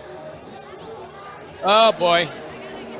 The high five, and yeah, they're excited. Heather Reckless going up to the second rope. Oh, brother. The hustle and the muscle. They're not afraid to cut corners when needed. They don't need to with all that talent. But they'll head back up the tunnel with a victory over Locked and Loaded. Rohit Raju, boy, when he's got Xavier Walker standing by his side, there's not a lot he's not going to be able to do. Hey kids, Dan the Dad here for Smack Talk Showdown, the most fun party game I've ever played. You can cut promos on all your friends, and it's even great to play with your family. Hey, Dad, guess what? Also, you can play with the Lewd Attitude Expansion Pack. The Lewd Attitude Expansion Pack. Moses, that's for adults only. You don't want to play with your dad.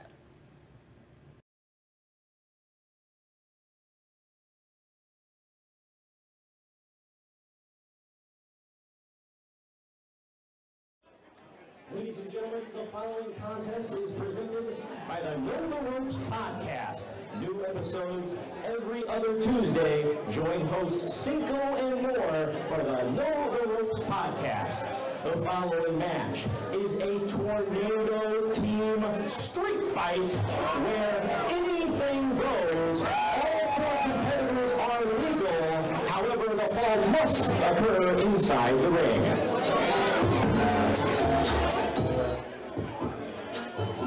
I'm convinced Glory Pro Wrestling likes to book these matches just to see my head explode as I try to play air traffic control in a Tornado Tag Team street fight. Team Ambition exploding here. And this goes all the way back to the first event at the pageant. And there, if you want my opinion, is the problem standing behind Mike Outlaw and Raheem De La Suede. Cinco.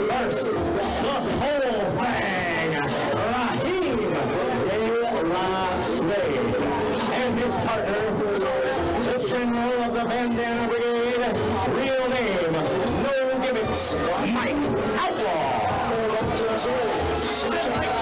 Mike Outlaw, the General of the Bandana Brigade, Raheem De La Suede, joined him at St. Louis Vice, costing Tootie Lynn what would have been a double title win. At the time, Mike Outlaw was the Crown of Glory champion. He still holds the Midwest Territory title from that match. But go back in time to the pageant one. After Mike Outlaw defeated Davey Richards in one heck of a championship matchup, Outlaw struck the leader of Team Ambition with the title belt. After Davey Richards said it's your time to lead, he turned his back on his teammates and on his friends to join up with Cinco. Then at St. Louis Vice, Raheem De La Suede put an end to the team of technical difficulties when he turned his back on Moses and Tootie Lynn, helping Mike Outlaw on that night retain the Crown of Glory title and win the Midwest Territory Championship. Well, now those chickens have come home to roost, because on the other side of this matchup, Moses and Tootie Lynn are going to come out, and they're going to be looking to put a whooping on the two guys who betrayed that team.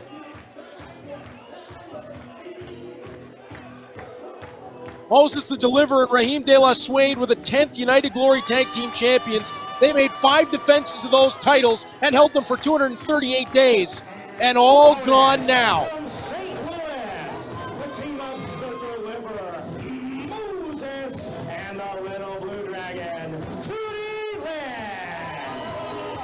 And not a surprise to see Tootie Lynn and Moses come out clad in their Team Ambition jackets. And they are certainly dressed for a street fight. There's no trading holds in this one. This is just going to be a brawl. And as they come through the ropes, it's on. Moses and Mike Outlaw, Tootie Lynn and Raheem De La Suede, and they're going right at it. Outlaw on top of Raheem. Pardon me, out on top of Moses. And Moses switches things around. Couple of knife-edge chops on the former Crown of Glory champion. Now Raheem comes over and cuts off his former tag team partner and good friend. And it's the double team on Moses to deliver. Look out, Tootie Lynn's got the nunchucks. And she's choking Mike Outlaw. And Outlaw back Tootie Lynn into the buckles, and oh no, he almost got a hold of those nunchucks momentarily. Mike Outlaw's the only man to ever hold double gold in Glory Pro Wrestling as Tootie Lynn off the turnbuckles and takes out Raheem with a crossbody. Moses back to his feet. Enziguri, that boots Mike Outlaw to the floor. And watch out for the man in the red jacket. Cinco standing over there. I don't trust him as far as I could throw him. As Tootie comes around to give a shot to Raheem, anybody who would stand in between the friends of Team Ambition is not somebody I want around. Mike Outlaw pairs off again with Moses. Raheem and Tootie, that one is extremely personal. As Tootie puts on the brakes, she and Moses almost collide, got out of the way, and oh boy, partners come together. Now Tootie setting up Raheem and Outlaw as Moses goes to fly. He cleared the top rope. Tootie Lynn set up the bowling pins, and Mike Outlaw and Raheem De La Suede got absolutely wiped out.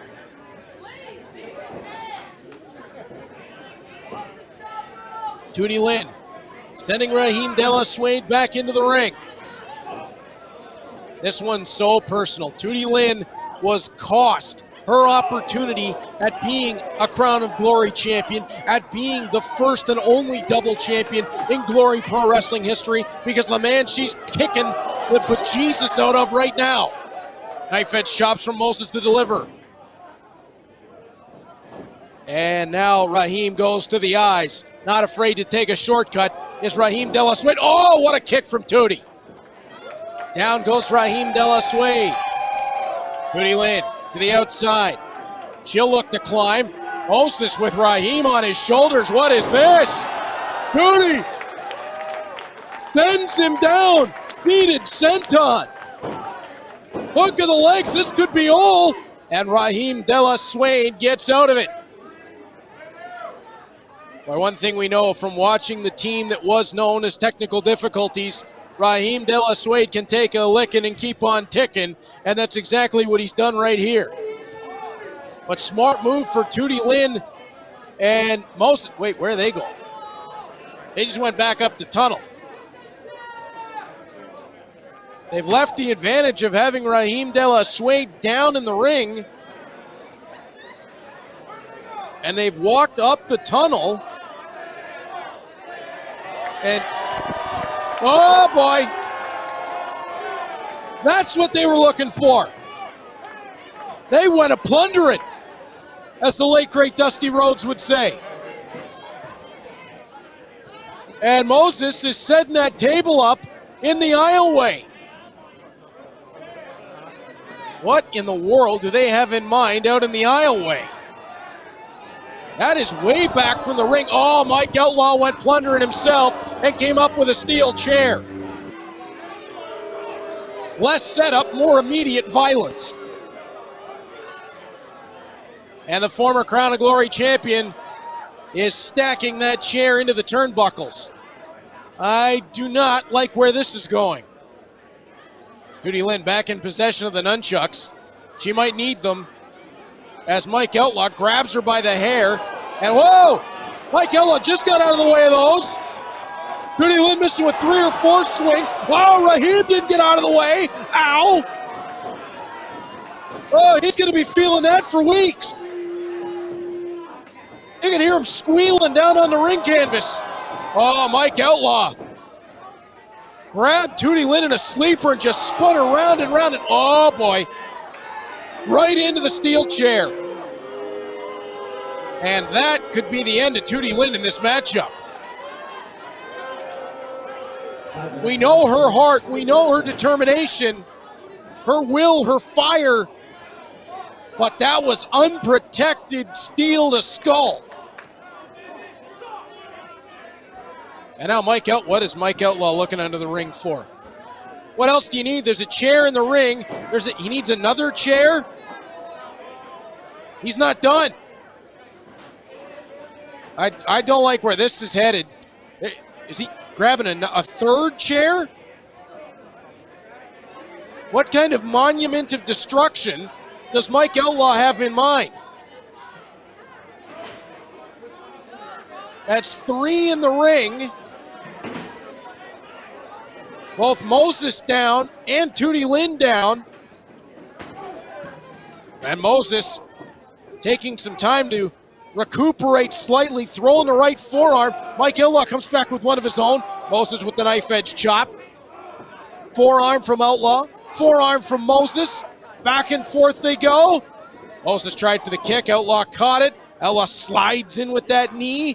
Wraps his way around. Front chancery. Out of the way is Moses. Sends him to the buckles. Moses sees the opportunity. Charges, and Outlaw got the foot up. Mike Outlaw with chair in hand. Moses, watch out! Ducked out of the way. Moses with the super kick and sent it right back into Mike Outlaw. Moses to deliver to the second rope. Oh my God. Raheem De La Suede from the outside just threw a chair that hit Moses dead on. No chance to get his hands in front of his face.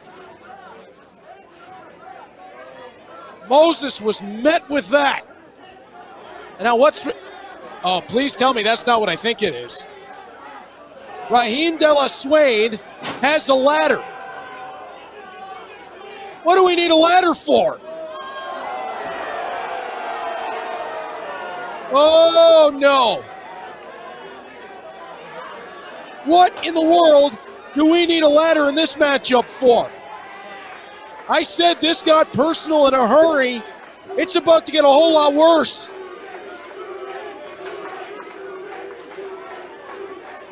Team Ambition has absolutely exploded. Davey Richards has got to be watching on to this and just ashamed of what Raheem De La Suede and Mike Outlaw have done here. As Raheem cut off by Tootie Lynn. Tootie from the second rope on the inside. She'll fly. Trying for the head scissors. Oh no, no. Raheem caught her. Raheem De La Suede hoists up Tootie Lynn. Takes her across the ring. Power bomb into the ladder. Oh no. Oh, Tootie Lynn's back. That's got to be all. Hook of the outside leg. Count at 2. She kicked out. That had to be instinct. That had to be instinct. Raheem De La Suede with a chair. Oh, no. His former partner. Well, if there was any hope that these fences could be mended, that peace could be made, I think that is firmly flown out the window.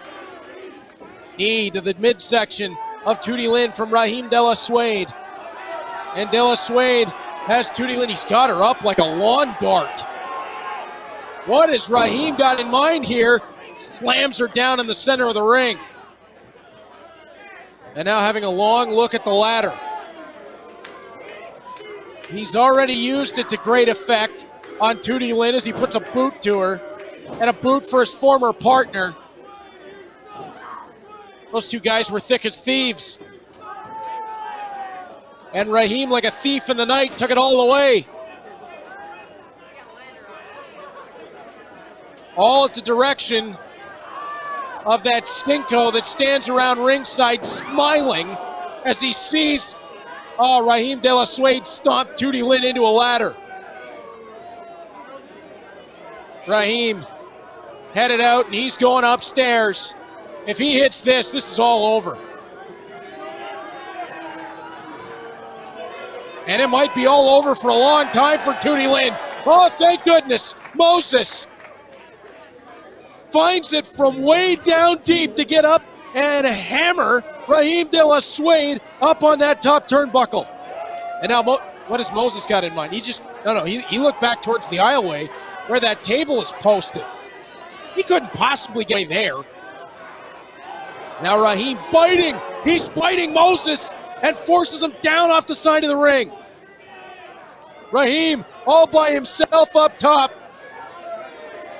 This is big trouble. 450. Oh, Tootie got out of the way.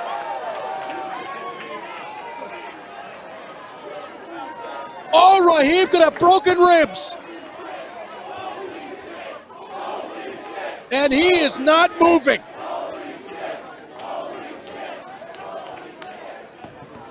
Oh, that could be internal bleeding, broken ribs, and a whole raft of injuries. He just missed a 450 onto a ladder. Mike Outlaw and Moses having a fist fight on the floor. Tootie Lynn trying to come over to help out. Right now, Mike Outlaw's on his own, but Tootie Lynn and Moses have been severely compromised to this point in the match. And Mike Outlaw hoisting Tootie up to his shoulders. Tootie down the backside. Oh, put him into Moses. Belly to belly. Overhead release through the table. There was no soft landing to be had there. Through the table and onto the floor goes Mike Outlaw. Outlaw down. Moses down. Tootie Lynn down. Raheem still trying to recover. Tootie Lynn rolling into the ring. Well, Raheem has barely been able to move since he went body first onto the ladder, and all Moses is bringing the ladder back into the ring. Have we not seen enough carnage with that ladder as Tootie Lynn with kicks to the body? Oh, Raheem barely looks like he's there. I mean, the lights are on, but there is nobody home right now, and Tootie Lynn is stomping a mud hole in Raheem De La Suede. That's months of frustration right there. Tootie's going to hoist Raheem up in the corner. That was 5 months of waiting to do that. Raheem wanted to call a timeout. There's no timeout. Has Moses into the corner. Then Tootie follows. She'll send Moses in for another. They're just having fun now. Moses fires Tootie back in. Oh, Raheem is out on his feet. He's only standing because he's in the turnbuckle. And now they'll send Raheem into the corner and into the ladder. Tootie Lynn lining him up with the knee. Now Moses, belly to back, German suplex with the bridge, count of 2. How in the world did he kick out? Raheem De La Suede might not know what city, state, or country he's in, and he still managed to kick out.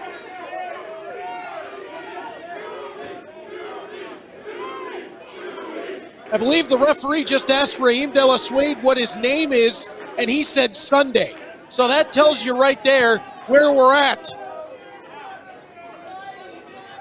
Raheem being led back to his feet.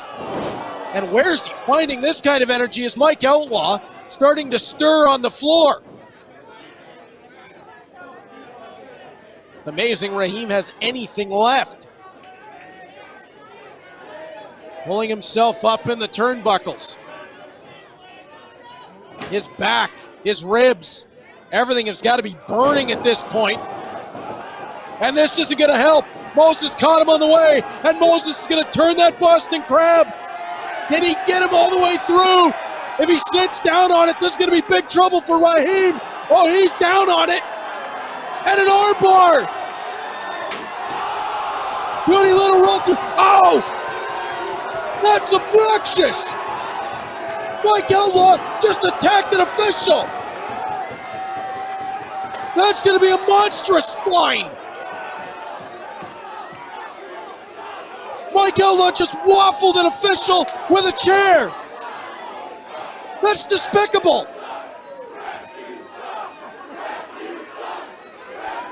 Raheem De La Suede was tapping like Danny Kaye in White Christmas, and Mike Outlaw just waffled the official. Well, Cinco better get the wallet out. That's going to cost his entourage a whole bunch. Won't be able to buy any more of those red jackets that he's wearing around ringside there. as Mike Outlaw now will get help from Cinco. That was just a matter of time. They'll roll the table into the ring.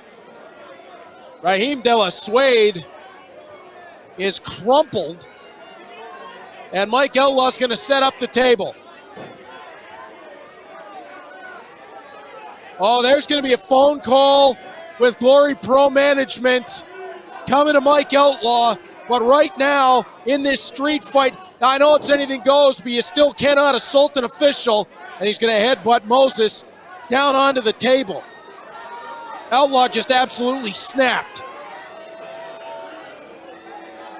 He absolutely snapped. And now Moses hops up and hammers him with a forearm.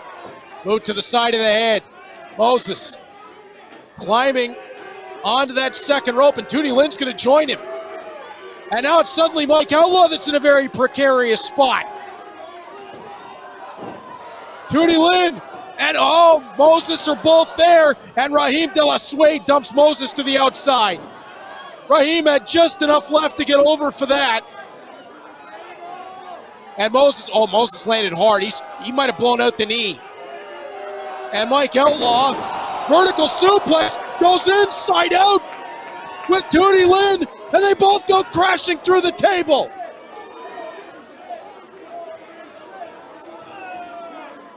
I'm not sure who got the worst of that. Mike Outlaw with impressive strength. Oh, Cinco, of course it is. The Vulture from the outside of the ring is going to step in and handcuff Tootie Lynn.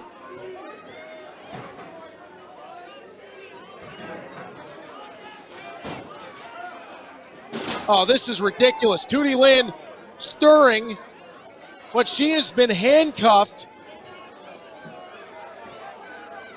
to that ring post, or that turnbuckle itself. And now it's Moses and Raheem, the former partners, eye to eye in the middle of the ring. Open hand from Moses, and I don't think he's realized yet that Tootie Lynn is handcuffed. Super kick from Moses, rocks Raheem. German suplex.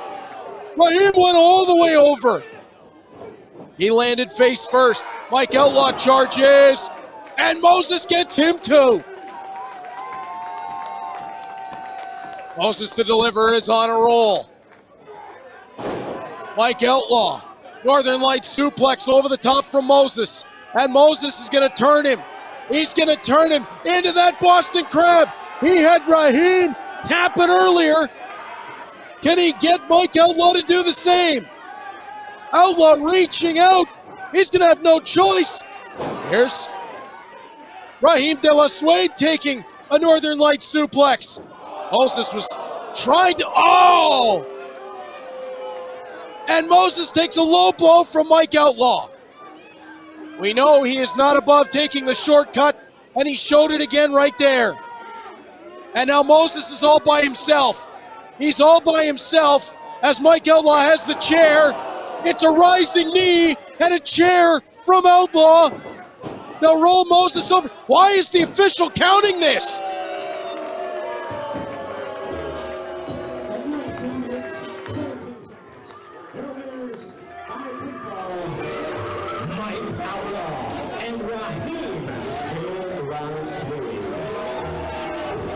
The official who was blasted with a chair by Mike Outlaw, he must not have known who it was.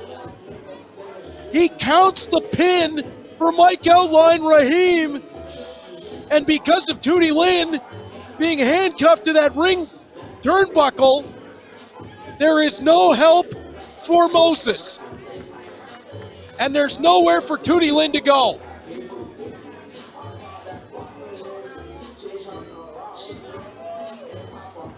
And look at these three vultures. Mike Outlaw, Raheem De La Suede, and Cinco leading the charge.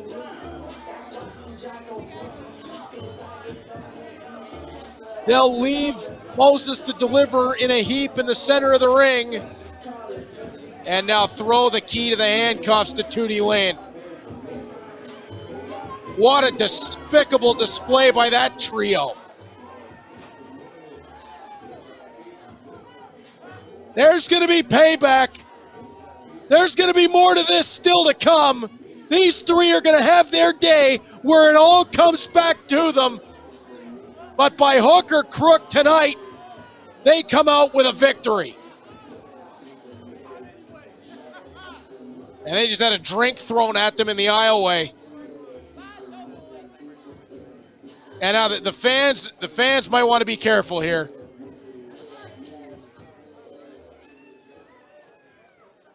Tootie Lynn checking on Moses in the ring. An absolutely despicable display by Cinco, Mike Outlaw, and Raheem De La Suede. It took every bit of chicanery in the book for them to come away with a very dubious victory.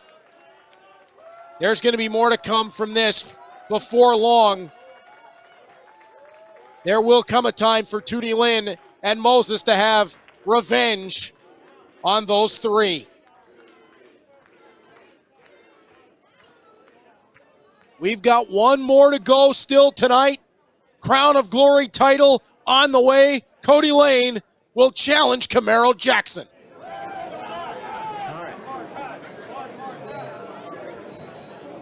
And we'll return here to South Broadway Athletic Club on February 26th. Another Sunday event, 3 p.m. bell time.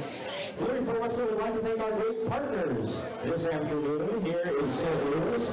We have First Form, we're here with them for the first time. Central States Sandwiches.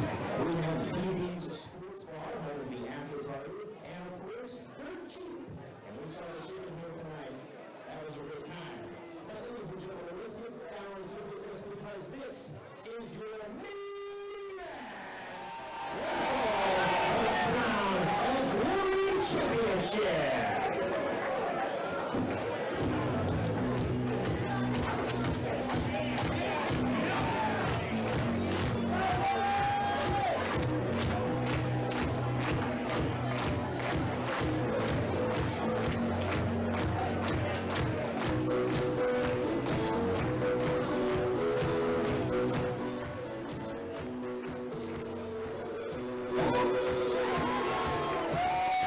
First man out, the challenger for the Crown of Glory Championship, the ketchup of pro wrestling, the Southern Flamingo, Cody Lane, a former Inspire Pro Undefinable champ, former ACW Tag Team champion, along with partner ACH, and in 2019 he was a finalist in the Alpha One King of Hearts tournament.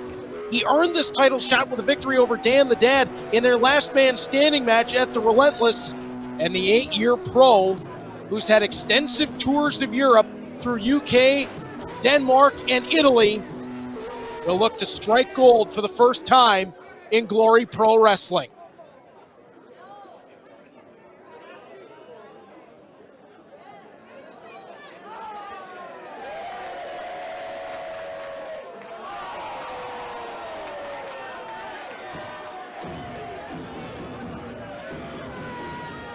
That music can mean only one man. The Crown of Glory champion will soon make his way through the curtain.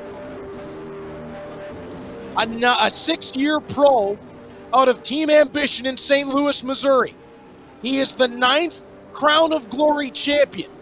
His reign so far is 84 days and counting, with one defense at the Relentless in a 4-way matchup over Kenny Alfonso, Rohit Raju, and the former champion Mike Outlaw. This is Camaro Jackson. He won that championship at the Pageant 2 in an emotional contest with Mike Outlaw that saw him have to go through hell and back to take that gold and put it around his waist. The former 01 USA Heavyweight Champion and Dynamite Pro Heavyweight Champion holds gold at home, which means so much to Mike Outlaw, to Camaro Jackson in defeating Mike Outlaw, his former teammate, as Jackson makes his way into the ring. The adulation of the fans on his side. Champion and challenger both look in tremendous shape and ready for this matchup.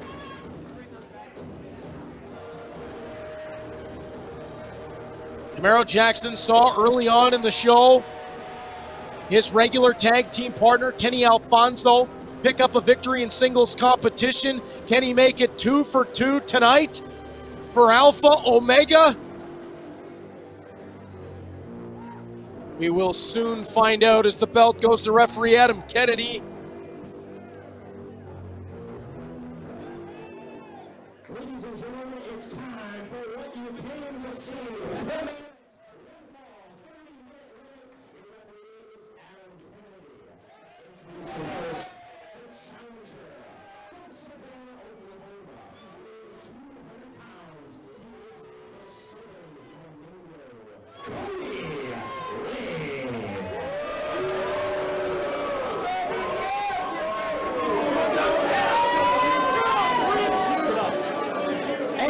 His opponent from UC USA, weighing 265 pounds, he is the defending Crown of Glory champion, the Quadfather, Camaro Jackson.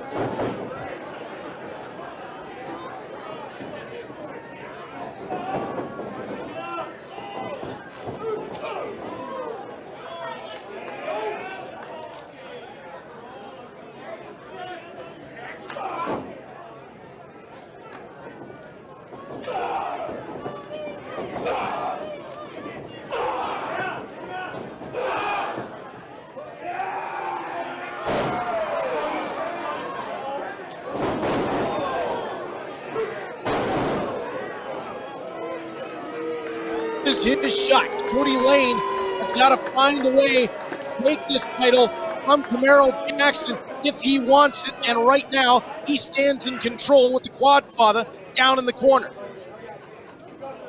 Cody Lane up, rolls the shoulder block in. Knife edge chop lands, and that's not going to have an effect on Camaro Jackson, but that will. Those are the educated feet of Cody Lane. That is his best weapon in this matchup. His speed and his kicks. Up and over the top goes Lane. Camaro Jackson comes flying through. There's his best weapon. The size and the speed, the size and the strength. Cody Lane using that speed advantage. Will-to-world power slam by Camaro Jackson.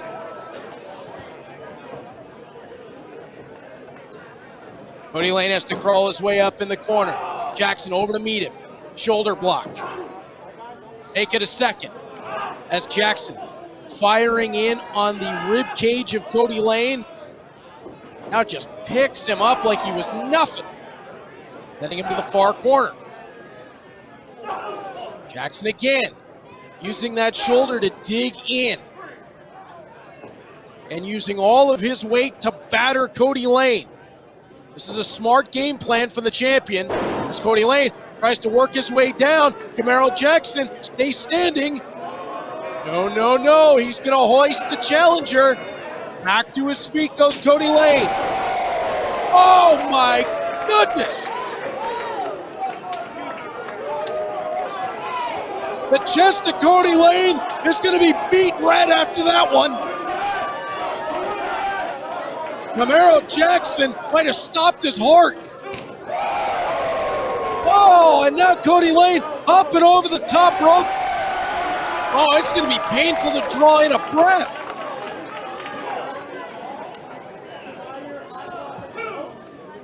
Camaro Jackson with a vicious pair of chops. Cody Lane out to the floor. And look out, because guess who's stalking?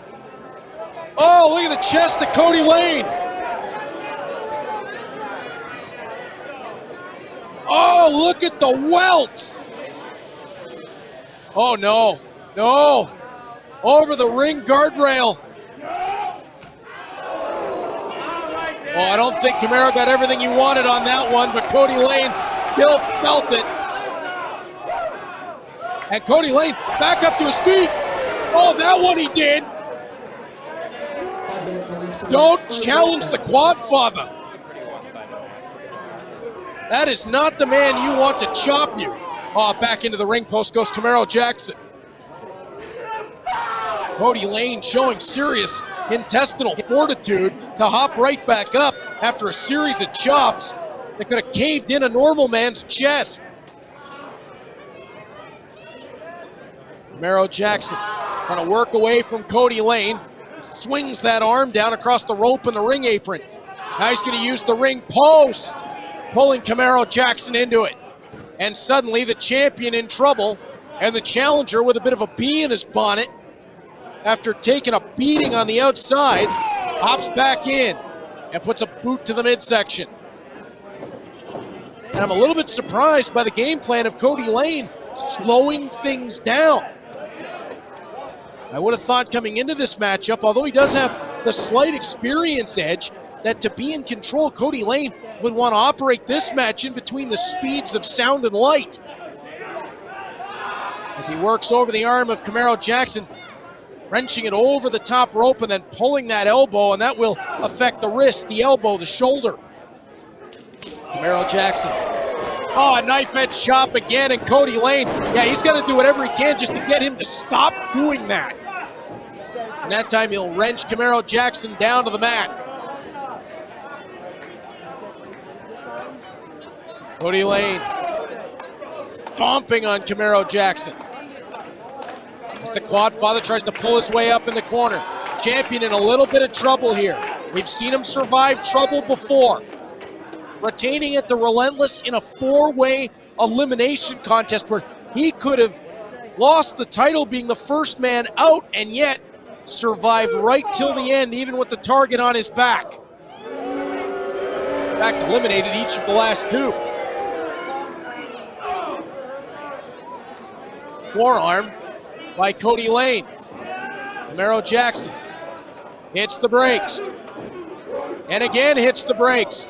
Oh, forearm from Jackson, absolutely leveling Cody Lane, who backs up into the turnbuckles.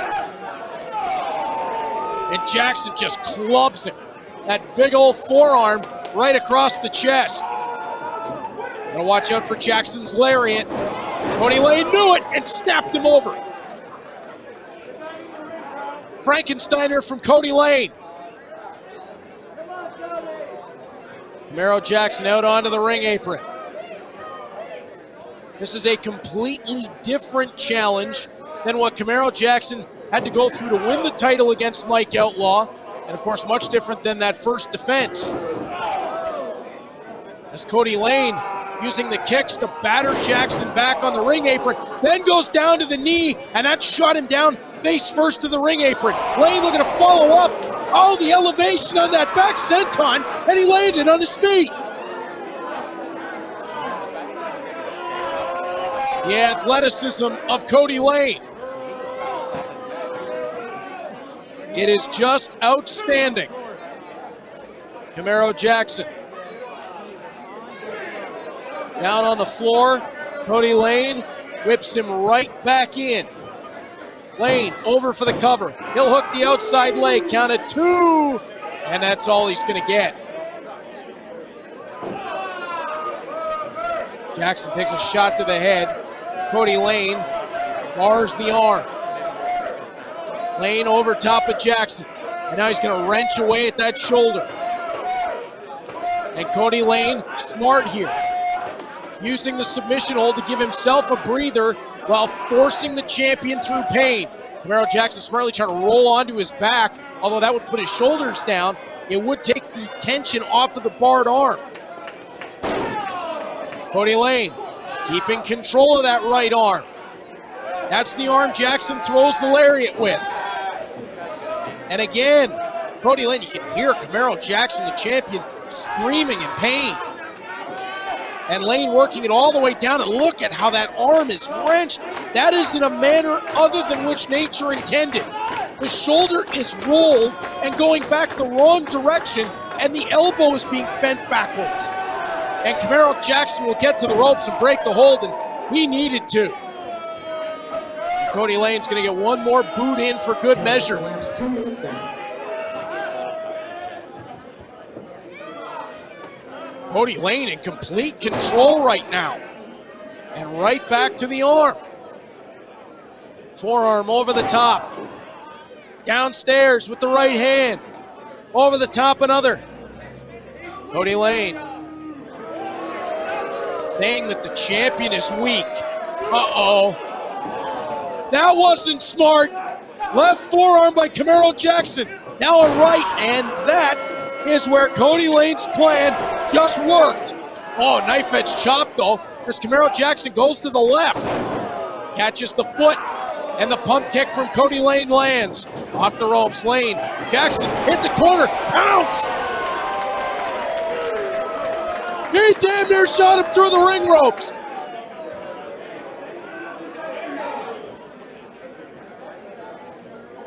All that saved Cody Lane was his leg hooking that bottom rope. Camaro Jackson with the massive pounce. But can he follow up? Cody Lane now in trouble after taking that pounce from the champion. But is there enough in the tank? Maybe there is. Camaro Jackson back up to his feet. That right arm has got to be burning, but he is going at Cody Lane. Going to shake the right arm out. Charges in with the avalanche. Sends Cody Lane across the ring. Pops him up. Into the power slam. Cody Lane down center of the ring. Lane dragging his way over to the corner. Camaro Jackson set up, far side. We've seen this before. This could be the lariat. Oh, Cody Lane read it. Knife edge chop. Lane ducked under. Spine buster. Spine to the pine. Count of 2, and no! 2 3/4. The champion nearly retained. Absolutely vicious spine buster by the champion Camaro Jackson, but still not quite enough. Jackson back to his feet. Cody Lane rolls his way through, rolls him up, gets a count at 2. Cody Lane nearly got the championship right there. Oh, Lane catches Jackson with a boot, then drops him down to the canvas. Lane flies his way in, back senton, hooks the leg, down to 2 3/4 himself. Not enough to wrestle the title away from Camaro Jackson. The heart and the will of Camaro Jackson to survive and thrive is unmatched as Cody Lane stomps down to Camaro Jackson.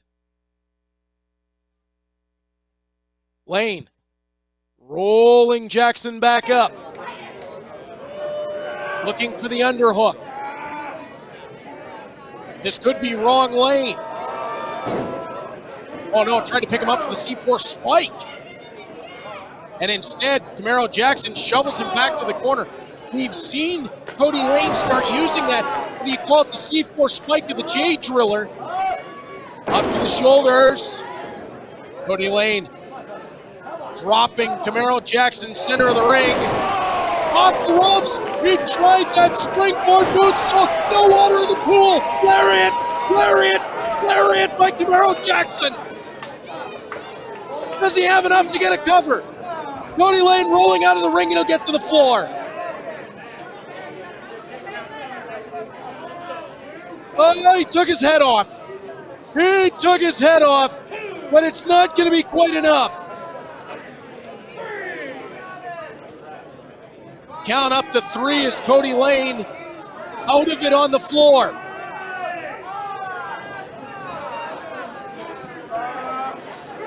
Camaro Jackson making his way down to the floor as he'll join the fray. 15 minutes elapsed, 15 minutes down. Jackson rolling Cody Lane back in, not content to even attempt to take a count out. Will the pride affect the champion here? He might have been able to get a count-out victory and retain the title. I know that's not the way Camaro Jackson likes to do things, though. And now Cody Lane, he's got a hold of the referee. That allows him to drop to the outside. Oh, low blow! Low blow by Cody Lane. Lane up to the top rope.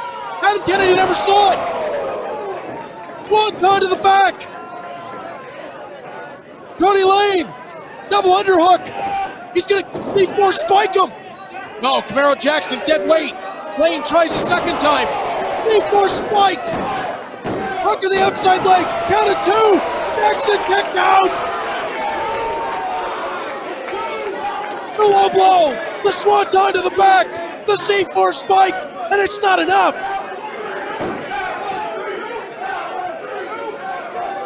My God, what kind of heart beats inside the chest of Camaro Jackson?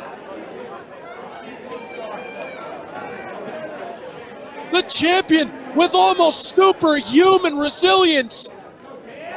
He's up in the corner, but still wobbly. Cody Lane follows up with a clothesline. Lane trying to hoist Jackson up. Jackson almost dead weight. Lane splits the legs over the top rope. Throws the forearm.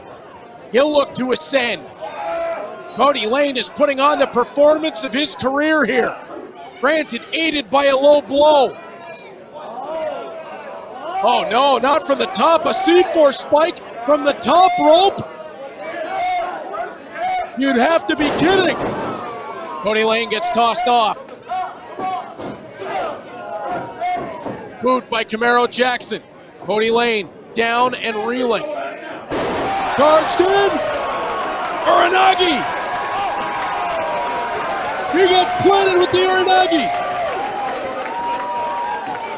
Camaro Jackson, look at the eyes. Look at the eyes. Oh, Lane with the boot to stop the lariat. He tried that Frankensteiner again, and this time he got caught. Trying to throw short punches to the side of the head of Camaro Jackson. Not gonna work. Jackson launched him with the power bomb. Jackson in launch position. Lariat. Hammered him. 1, 2. retains. At 17 minutes, 36 seconds, your winner by pinfall, and still the Crown of Glory champion, the Quad Camaro Jackson. Look in that man's eyes. Inside the Crown of Glory champion beats the heart of a lion.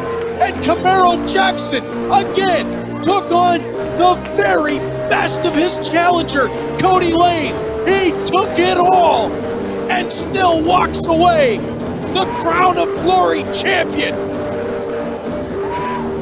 There is something near superhuman about this man when he gets into tough situations. That heart just keeps on beating. Camaro Jackson retains the Crown of Glory Championship here in December to remember. And we head on to 2023 with that man standing atop the mountain. For all of us here at Glory Pro Wrestling, I'm Reed Duffy. What a December to remember it has been. We'll see you again on January 7th from Del Mar Hall for WrestlePocalypse.